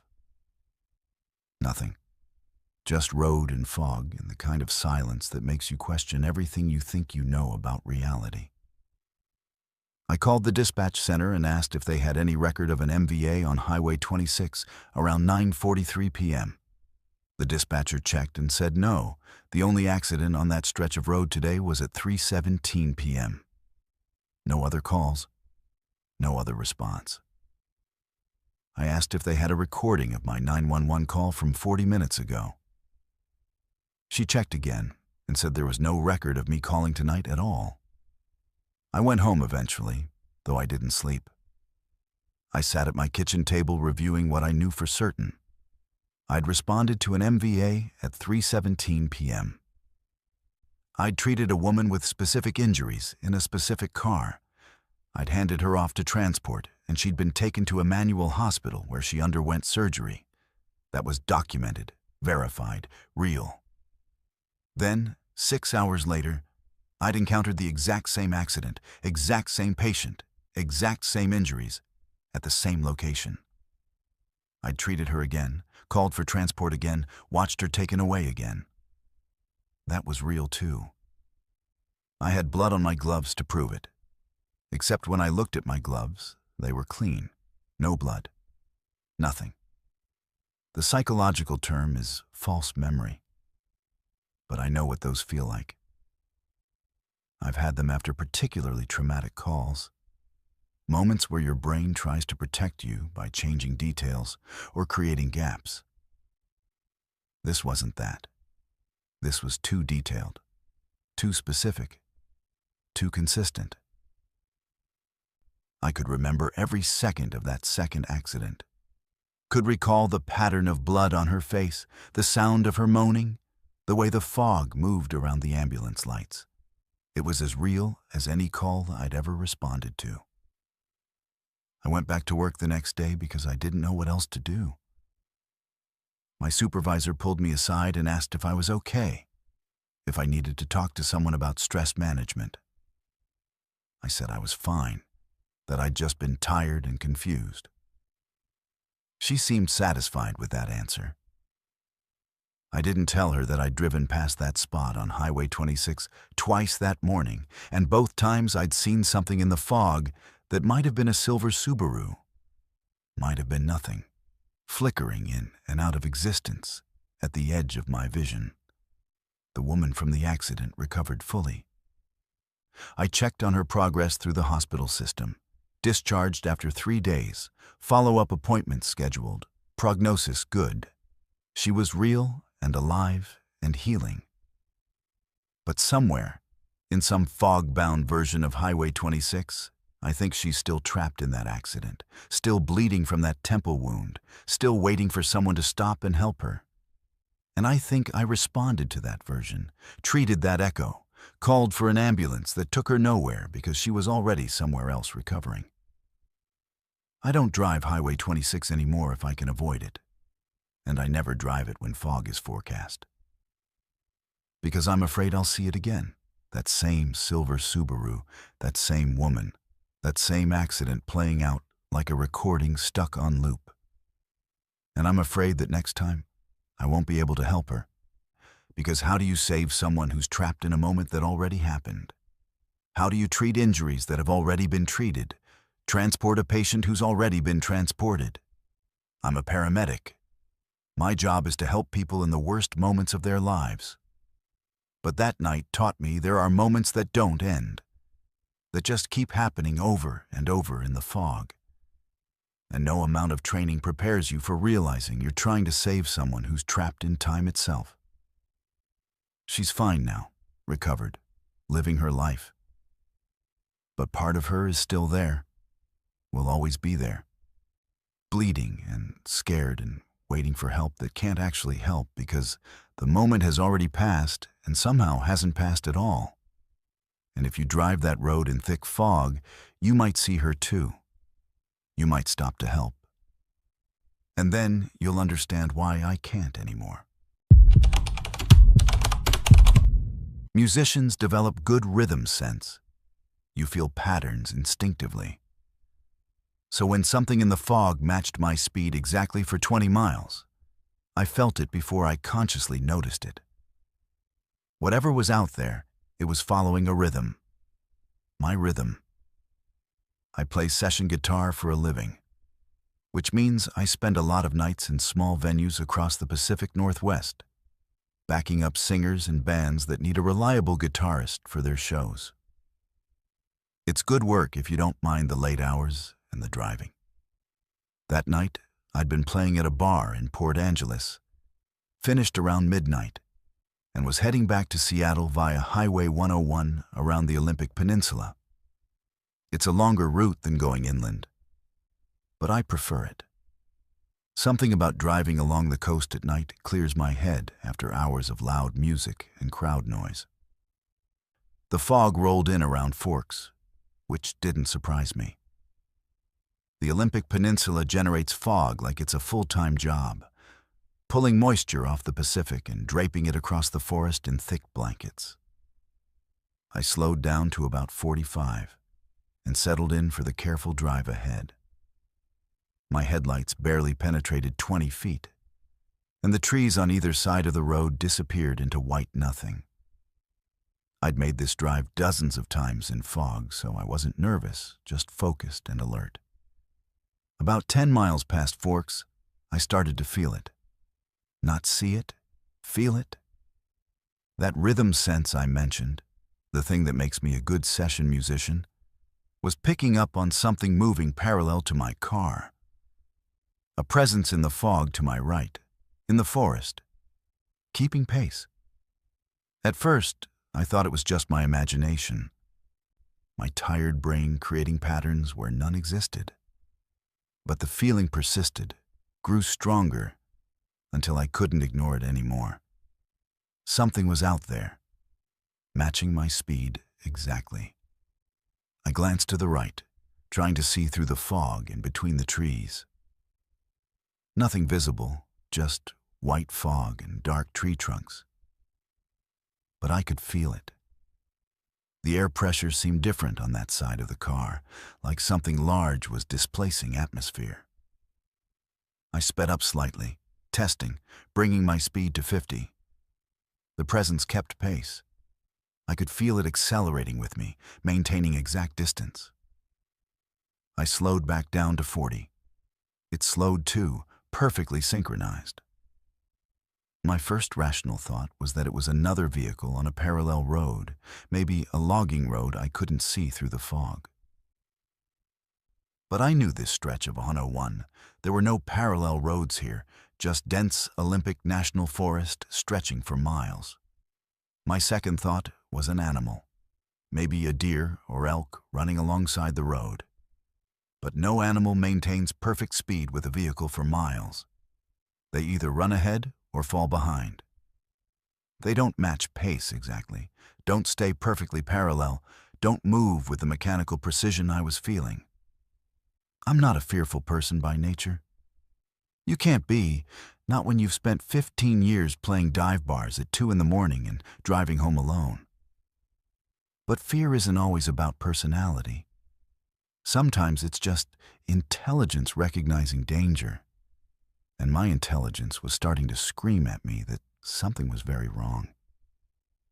Whatever was out there, it was too big and too coordinated to be natural. I could feel the weight of it, the mass, the way it moved through the forest without crashing through undergrowth or snapping branches. It glided, smooth and silent and impossibly large. I tried the radio, looking for company, for human voices to ground me in reality. Nothing but static and the occasional burst of distant conversation too garbled to make out. I tried my phone, no signal, which was normal out here. I was alone with whatever was pacing me, and it showed no signs of leaving. Miles passed. 5, 10, 15. Still there, still matching my speed, still maintaining that perfect distance. I started to sweat despite the cold November air. Then the fog thinned slightly, just for a moment, and I saw it. Not clearly, just a shape. A massive dark form moving between the trees. Too tall. That was my first coherent thought. Too tall to be on the ground. The trees in this section of forest are old growth, Douglas firs and Sitka spruces, some of them 200 feet high. And whatever I was seeing was moving at their height, not at ground level. It was in the canopy, above the tree line, moving through space where nothing that size should be able to move. I slammed on my brakes without thinking, pure panic response. My car skidded slightly on the wet pavement, and I came to a stop in the middle of the highway. The presence stopped too. I could feel it out there in the fog, motionless now, waiting. My hands were shaking on the wheel, my breath coming too fast. This wasn't an animal. This wasn't a vehicle. This was something else entirely. Something that moved through the canopy of ancient trees like they were grass. Something so large it could keep pace with a car while navigating obstacles that would stop any known creature. I sat there for maybe 30 seconds, engine idling, trying to decide what to do. Behind me, the road disappeared into fog. Ahead the same. To my right, that presence waited. Watching? Could it see me? Did it have eyes? I didn't want to know. I didn't want to understand. I just wanted to get away from it. I put my car back in gear and accelerated hard, pushing up to 60 despite the fog, despite the dangerous curves I knew were coming. Fear beat caution. Terror beat common sense. It came with me. The moment I accelerated, I felt it moving again, effortlessly matching my new speed. 60 miles per hour through dense forest canopy, somehow navigating between massive tree trunks and heavy branches without making a sound. Without disturbing the fog, without leaving any evidence of its passage except that feeling, that horrible rhythmic presence that moved in perfect synchronization with my car. I felt like prey. Like something small being tracked by something vast, something patient, something that could take me whenever it wanted but was choosing not to. Yet. The road curved inland, away from the coast, and the forest got even denser. I was doing 70 now on roads that shouldn't be driven faster than 45. My tires squealing on wet pavement, my headlights cutting wild arcs through the fog. But I couldn't slow down. Slowing down meant accepting the presence, meant acknowledging that it had me, that there was no escape. As long as I was moving fast, I could pretend I was running. I could pretend I had some control. That's when I heard it. Not with my ears. I couldn't explain it then, and I can't now. I felt it through the car, through my bones, through some sense that humans have mostly forgotten. A sound too low for normal hearing, a vibration that made my sternum ache and my vision blur. It was breathing. The thing in the forest was breathing, and each breath moved air with the force of wind, moved the fog in patterns I could see in my peripheral vision. Inhale, exhale, inhale, exhale. Perfectly timed to its movement, perfectly synchronized to my speed. I screamed then, I'm not ashamed to admit it. Screamed in pure terror at the realization that something alive, something that breathed and moved and tracked, was out there in the fog, larger than anything I could comprehend. The scream didn't help. The presence didn't react. It just kept pace, kept breathing, kept moving through the impossible heights of the forest canopy like physics and biology were suggestions it had chosen to ignore. Lake Crescent appeared ahead, the road curving along its shore. I knew this section, relatively straight, relatively open, with the lake on the left and thinner forest on the right. If I was going to see it clearly, it would be here. Part of me wanted to look, needed to understand what was following me. Part of me knew that looking directly at it would break something in my mind, would show me something humans aren't meant to see. I looked. The fog had thinned over the lake, and in that clearer air, I saw its shadow. Not the thing itself. I still thank whatever gods might exist that I didn't see it directly, but its shadow, cast by my own headlights onto the fog. The shadow of something that rose above the tallest trees, something with a shape that my brain couldn't quite process. Too many limbs? Not enough? Proportions that didn't make sense? I only saw it for a second before my conscious mind rejected the image, literally refused to retain it. But that second was enough to understand the scale. I was an ant being followed by something the size of a building. No, bigger. The size of a mountain that could move. I floored the accelerator, pushing my car to 85, 90 speeds that were insane on this road in these conditions. The lake flashed past, the forest closed back in, and then I saw lights ahead. The small town of Port Angeles' outer limits, civilization, safety, witnesses. The presence fell back. I felt it slow, felt it stop, felt it retreat into the forest like it had never been there at all. By the time I reached the first streetlight, it was gone completely, leaving only that rhythmic memory, that feeling of being perfectly matched, perfectly tracked. I didn't stop in Port Angeles. I drove straight through, didn't slow down until I hit the Hood Canal Bridge.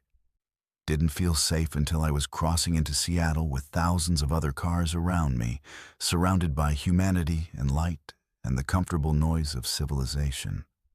I pulled into a 24-hour diner and sat in the parking lot for an hour, shaking, trying to process what had happened.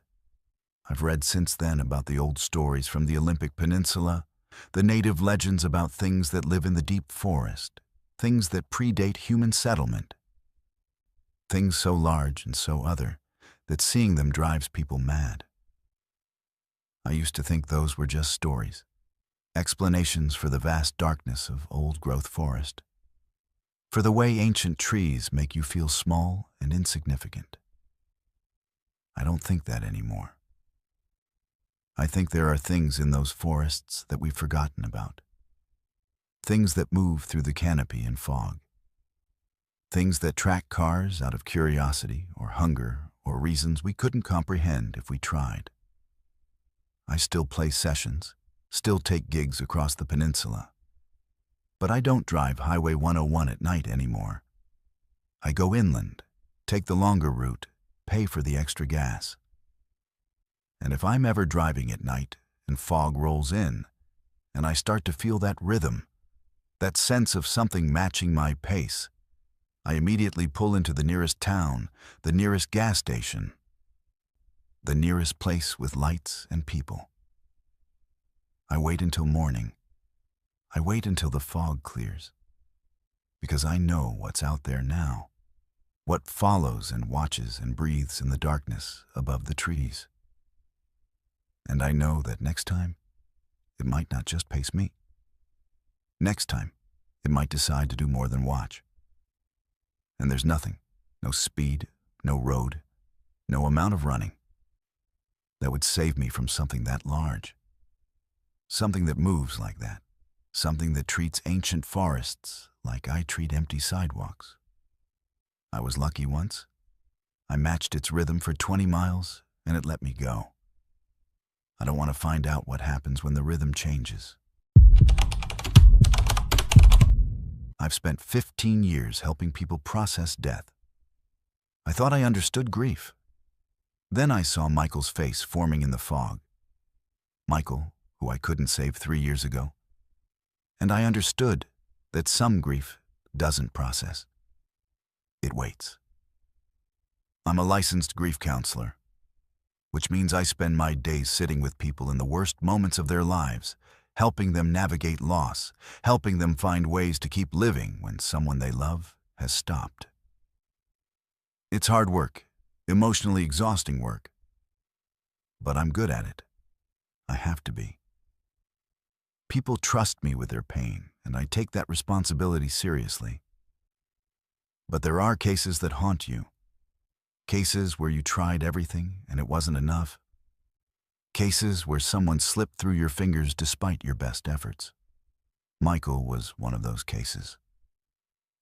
I was driving to a professional retreat on the San Juan Islands, taking the ferry from Anacortes. It was early December, cold and gray, and I was already burned out before the retreat even started. I'd lost another client 2 weeks earlier, not to suicide this time, but to an overdose that might as well have been intentional. And I was questioning whether I could keep doing this work, whether I had anything left to give. The retreat was supposed to help with that, supposed to provide tools for managing compassion fatigue and secondary trauma. I was skeptical, but desperate enough to try. The fog rolled in somewhere around Fidalgo Island, coming off the water in thick banks that reduced visibility to almost nothing. I slowed down to 30 miles per hour, following the taillights of the car ahead of me, just trying to make it to the ferry terminal. But then those taillights disappeared, the car ahead apparently turning off somewhere, and I was alone on Highway 20 with fog so dense it looked solid. Not like normal fog that you can see through eventually, but like a wall, like something with substance and weight pressing against my windshield. I slowed to a crawl, leaning forward, squinting through the white. And that's when I saw the first face. It appeared in the fog directly ahead. Faint at first, but growing clearer as I approached. A woman's face, middle-aged, with sad eyes and graying hair. I recognized her immediately. Her name was Sarah, and she'd been my client 4 years ago after her husband died. We'd worked together for 6 months, made real progress, and then she'd stopped coming to sessions. 3 months later, I'd read her obituary. Suicide. I'd gone to the funeral, met her adult children, carried guilt that I still haven't fully processed about whether I could have done more. And now her face was in the fog, watching me. Not threatening exactly, just there, existing in the white vapor with an expression of profound sadness. I blinked hard, told myself it was exhaustion, pattern recognition gone wrong, my tired brain creating familiar faces out of random shapes. But when I opened my eyes, she was still there. And now she was reaching toward my car, her hand extending through the fog like she was trying to touch the windshield. I gasped and hit the brakes, my car sliding slightly before stopping. The face faded as I got closer, dissolving back into formless fog. But I could still feel her presence, still sense her sadness hanging in the air. My heart was hammering, my hands shaking on the wheel. I sat there for a long moment, trying to calm my breathing, trying to convince myself I'd imagined it. Grief counselors aren't supposed to see ghosts. We're supposed to be the rational ones, the grounded ones, the ones who help other people navigate their irrational thoughts and magical thinking about death. I started driving again, even slower now. And that's when I saw Michael. His face formed in the fog to my right.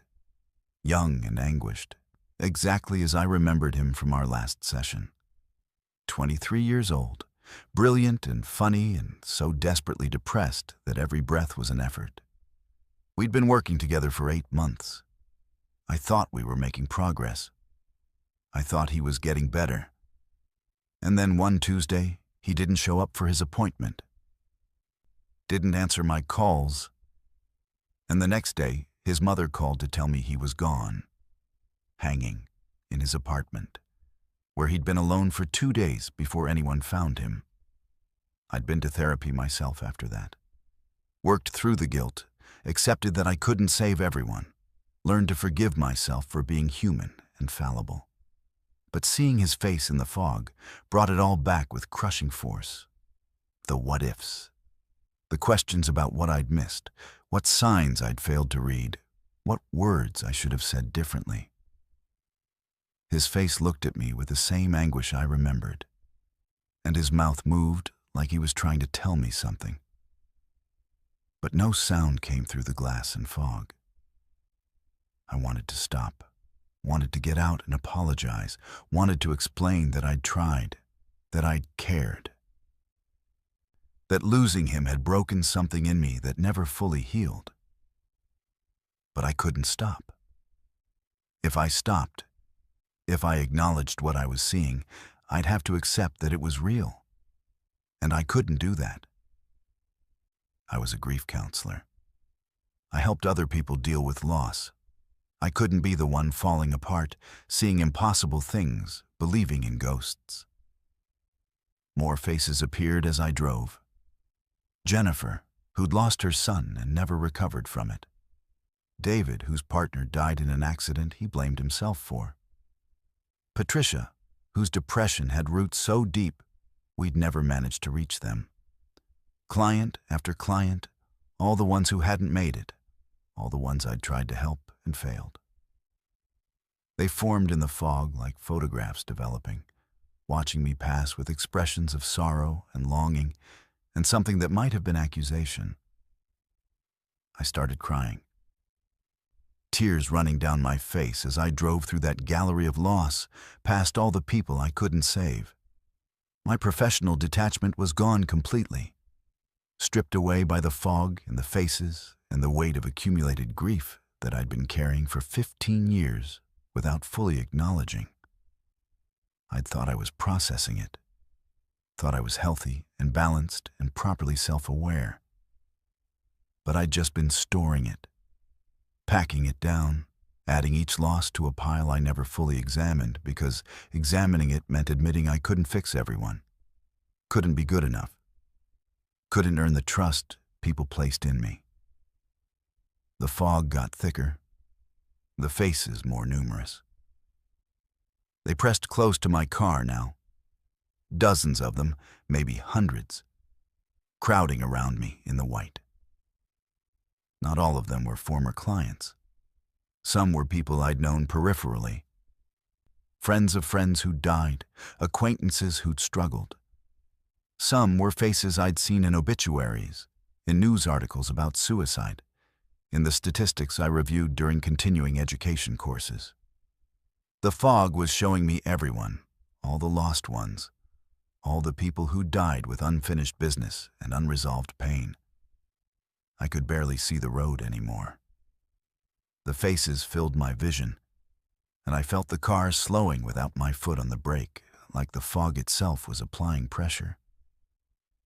I was going to stop.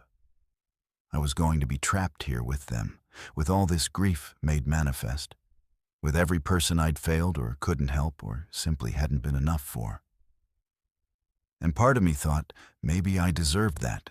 Maybe this was where I belonged, surrounded by the evidence of my inadequacy. But then I saw a different face. My father's face. He died when I was 19, suddenly, a heart attack that gave us no time to prepare or say goodbye. It was why I'd become a grief counselor in the first place, why I'd dedicated my life to helping people navigate loss. And seeing his face in the fog wasn't sad or accusing. He looked proud. He looked like he was trying to tell me something important, something I needed to hear. I read his lips through the fog. You tried. Just those 2 words. But they hit me like a physical force. You tried. Not you succeeded, not you saved everyone, not you were perfect. You tried. And sometimes trying is all you can do, all anyone can do, even when it's not enough. The fog began to thin. Not quickly, but gradually, the faces fading one by one until only the white remained. And then even the white started breaking up into normal fog. The kind you can drive through, the kind that's just weather and not manifestation. The road appeared ahead of me, and I could see the sign for the Anacortes ferry terminal, just a mile distant. I pulled into the terminal parking lot and sat there for a long time, watching normal fog drift across normal water, listening to normal sounds of seagulls and car engines and ferry announcements. My face was wet with tears, my body exhausted like I'd run a marathon. But something had shifted. Some weight I'd been carrying had become visible, and visible things can be addressed. I didn't go to the retreat. I called and canceled, said I wasn't feeling well, which was true enough. Instead, I drove back home, slowly, carefully, staying away from that stretch of Highway 20. I made an appointment with my own therapist for the next day. And I started the hard work of actually processing my grief, not just intellectually understanding it, but feeling it, acknowledging all the losses that had accumulated over 15 years, accepting that I couldn't save everyone and that trying was enough. I still counsel people through grief. I'm still good at it, maybe better now because I'm more honest with myself and my clients about the limitations we all face. But I'm also more careful about my own mental health, more aware of when I'm storing grief instead of processing it, more willing to admit when I need help. And I don't drive Highway 20 when fog is forecast. Not because I'm afraid of seeing those faces again, exactly, but because I'm not sure I need to. The fog showed me something true about myself, about the weight I was carrying, about the difference between professional competence and personal wellness. Some people might say I hallucinated, that stress and exhaustion created images my brain wanted to see. Maybe that's true. But real or not, those faces in the fog were trying to tell me something important, and I finally listened. Michael's face is still with me, and Sarah's, and all the others. But they're memories now, not ghosts, not accusations. Just sad reminders that a loss is part of life, and helping people doesn't mean preventing all pain. Sometimes it just means sitting with them while they hurt, offering presence instead of solutions, trying even when trying isn't enough. The fog knew that. The faces knew that. And now I know it too. in a way I couldn't before I drove through that wall of grief made visible. I'm grateful I made it through. But I also know that fog waits, that grief accumulates, and that the faces of the lost are always there, just beyond sight, waiting for moments when we're vulnerable enough to see them. I hope I never need to see them again. But if I do, I hope I remember what my father's face told me through the white. You tried. And sometimes, that has to be enough. 43 years ago, I killed a man on this road. It was ruled an accident. Fog, darkness, narrow curves. They never knew I'd been drinking. I left Oregon the next month and never came back. Until tonight. And the fog remembers everything. I'm 71 years old now, retired from logging, living in Idaho where nobody knows who I was or what I did. I built a good life there, raised a family, became a different person than the 28-year-old drunk who drove away from Oregon in 1982 and never looked back. But you can't outrun some things forever. My wife died 6 months ago, and in her final days, she made me promise to make peace with my past. She knew about the accident. I'd told her years into our marriage when the guilt became too much to carry alone. She'd forgiven me, told me I needed to forgive myself. But we both knew that wasn't possible without going back, without facing what I'd done on that road. So here I am, driving Highway 30 along the Columbia River Gorge, in the exact spot where it happened, at the exact time of night it happened, in conditions that are becoming more and more identical to that night 43 years ago. The fog rolled in around Corbett, thick and white and cold, the same kind of fog that had been here that November night in 1979. I'd been working at a mill near Portland, stopped at a bar after shift, had too many beers, and decided to drive home anyway because I was young and stupid and thought I was invincible. The road hasn't changed much. They've improved some sections, widened a few curves, but this stretch near Multnomah Falls is still the narrow, winding route it was back then. The same scenic highway built in the 1920s, the same tight corners and steep drops, the same trees pressing close on both sides. I've looked at pictures over the years, studied maps, kept track of this place from a distance, like a murderer keeping newspaper clippings of his crime. I've memorized every detail of the accident report that was filed, every word of the investigation that concluded it was just an unfortunate incident, driver error by the victim, no charges filed. But I know the truth. I was drunk, I was going too fast, and when he came around that blind corner in his lane like he was supposed to, I was in his lane because I'd misjudged the curve. I saw his face for just a second in my headlights before we hit. Middle-aged man, eyes wide with the realization that he was about to die, and there was nothing he could do about it. The sound of the impact is something I've never forgotten, that terrible crunch of metal and glass, and then silence as his car went over the edge. I stopped. I got out. I looked over the guardrail and saw his car maybe 50 feet down the slope, wrapped around a tree, steam rising from the engine. I stood there for 5 minutes, trying to decide what to do. And then I heard sirens in the distance. Someone else must have seen the accident, must have called it in. And I made the worst decision of my life. I got back in my car and I drove away. Left him there dying or already dead. Left him to be found by strangers. Left his family to wonder why and how and to never know the truth. The investigation ruled it an accident.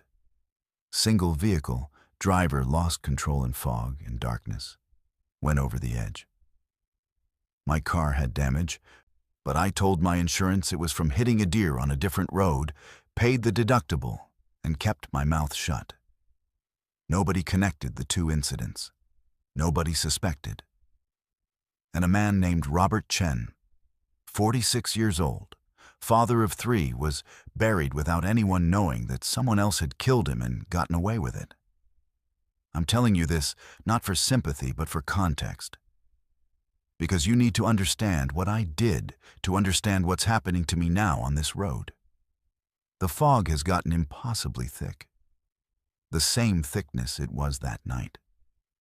And I'm approaching the same curve, the same blind corner where I killed him.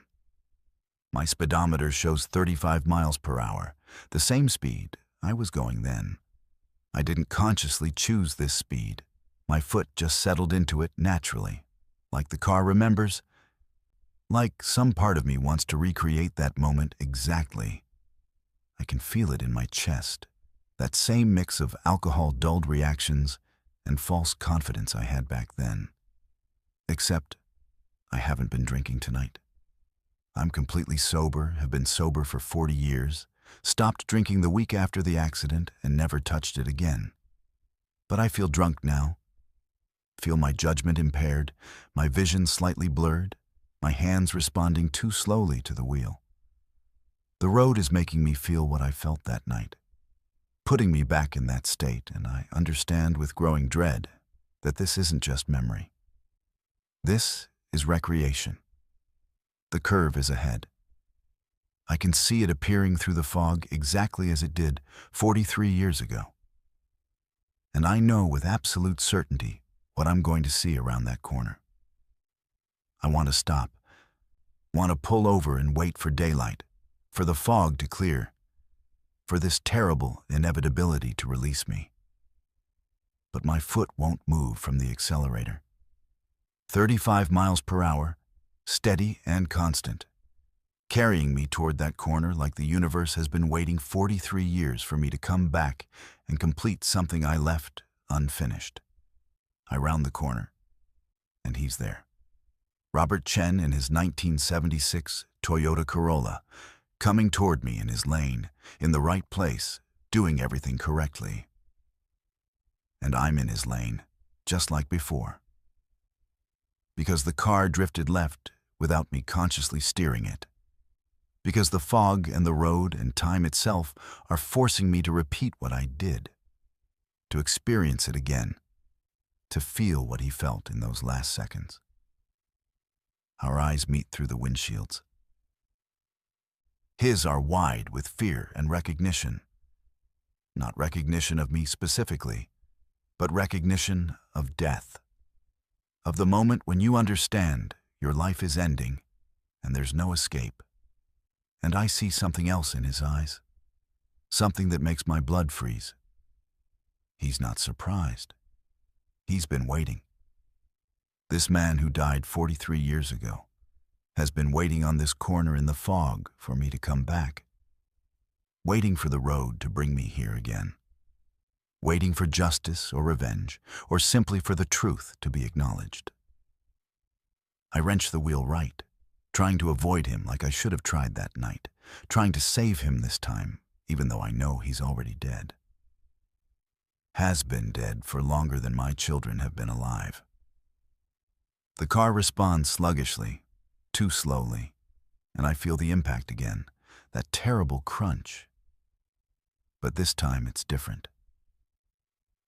This time it's my car that's spinning, my car that's heading for the guardrail, my car that's breaking through and going over the edge. I have time to think as I fall, time to understand that the road has been waiting for this.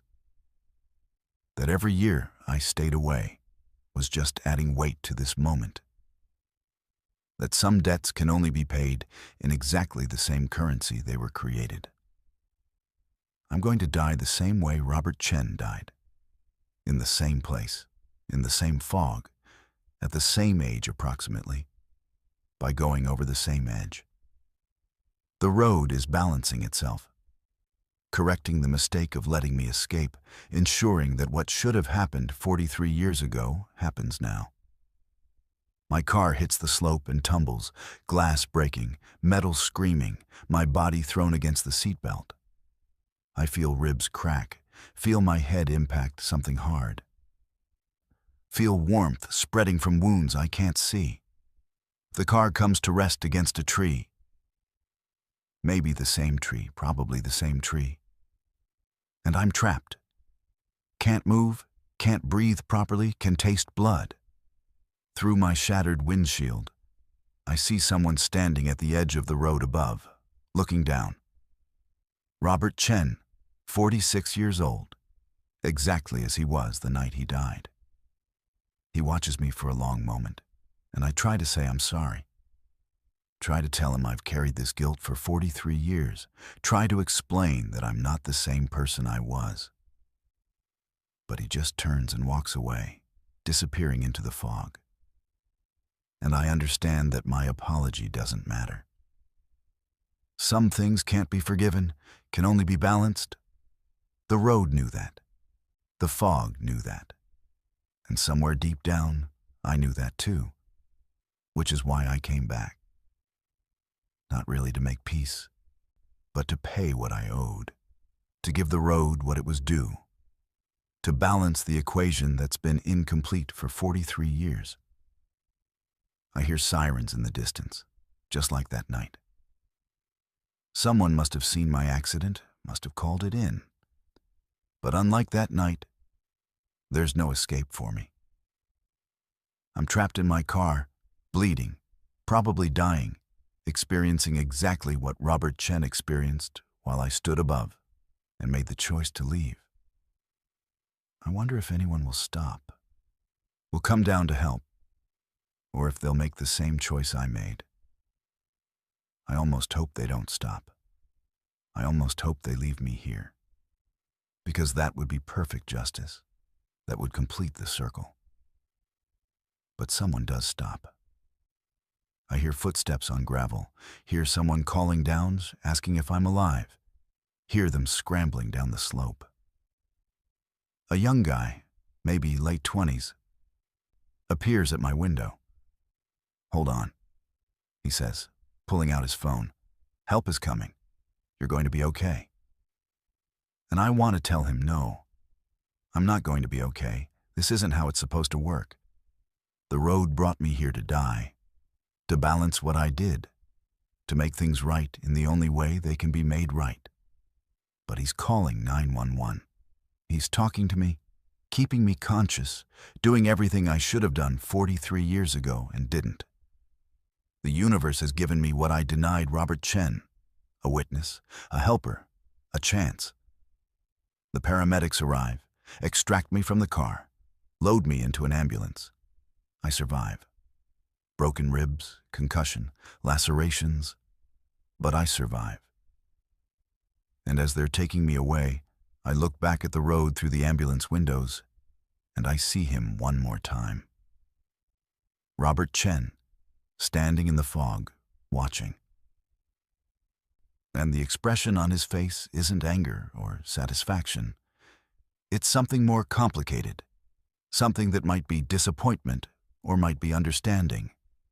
The road tried to balance the scales, but someone else's choice, that young man's decision to stop and help, prevented it. I'm still alive, still carrying the debt. And I understand now that this is the real punishment. Not death, not justice, but living with the knowledge that the road wanted me, tried to claim me, and was prevented. I'll spend whatever time I have left wondering if it will try again, if the fog will call me back, if the road will find another way to balance what I took 43 years ago. I never drove Highway 30 again. But sometimes, on foggy November nights, I wake up convinced I'm in my car on that curve, about to meet Robert Chen's eyes one more time. And I wonder if maybe I did die that night. If maybe the ambulance and the hospital and the years since are just what my brain created in those final moments. A dream of escape from a debt that can never truly be paid. I wonder if I'm still down there in the fog, trapped in my car against that tree, experiencing an endless loop of guilt and failed justice. I wonder if the road has me after all. And everything since is just fog and memory, and the desperate wish that some things can be forgiven when you know they can't. The only thing I know for certain is that the road remembers, and it's still waiting.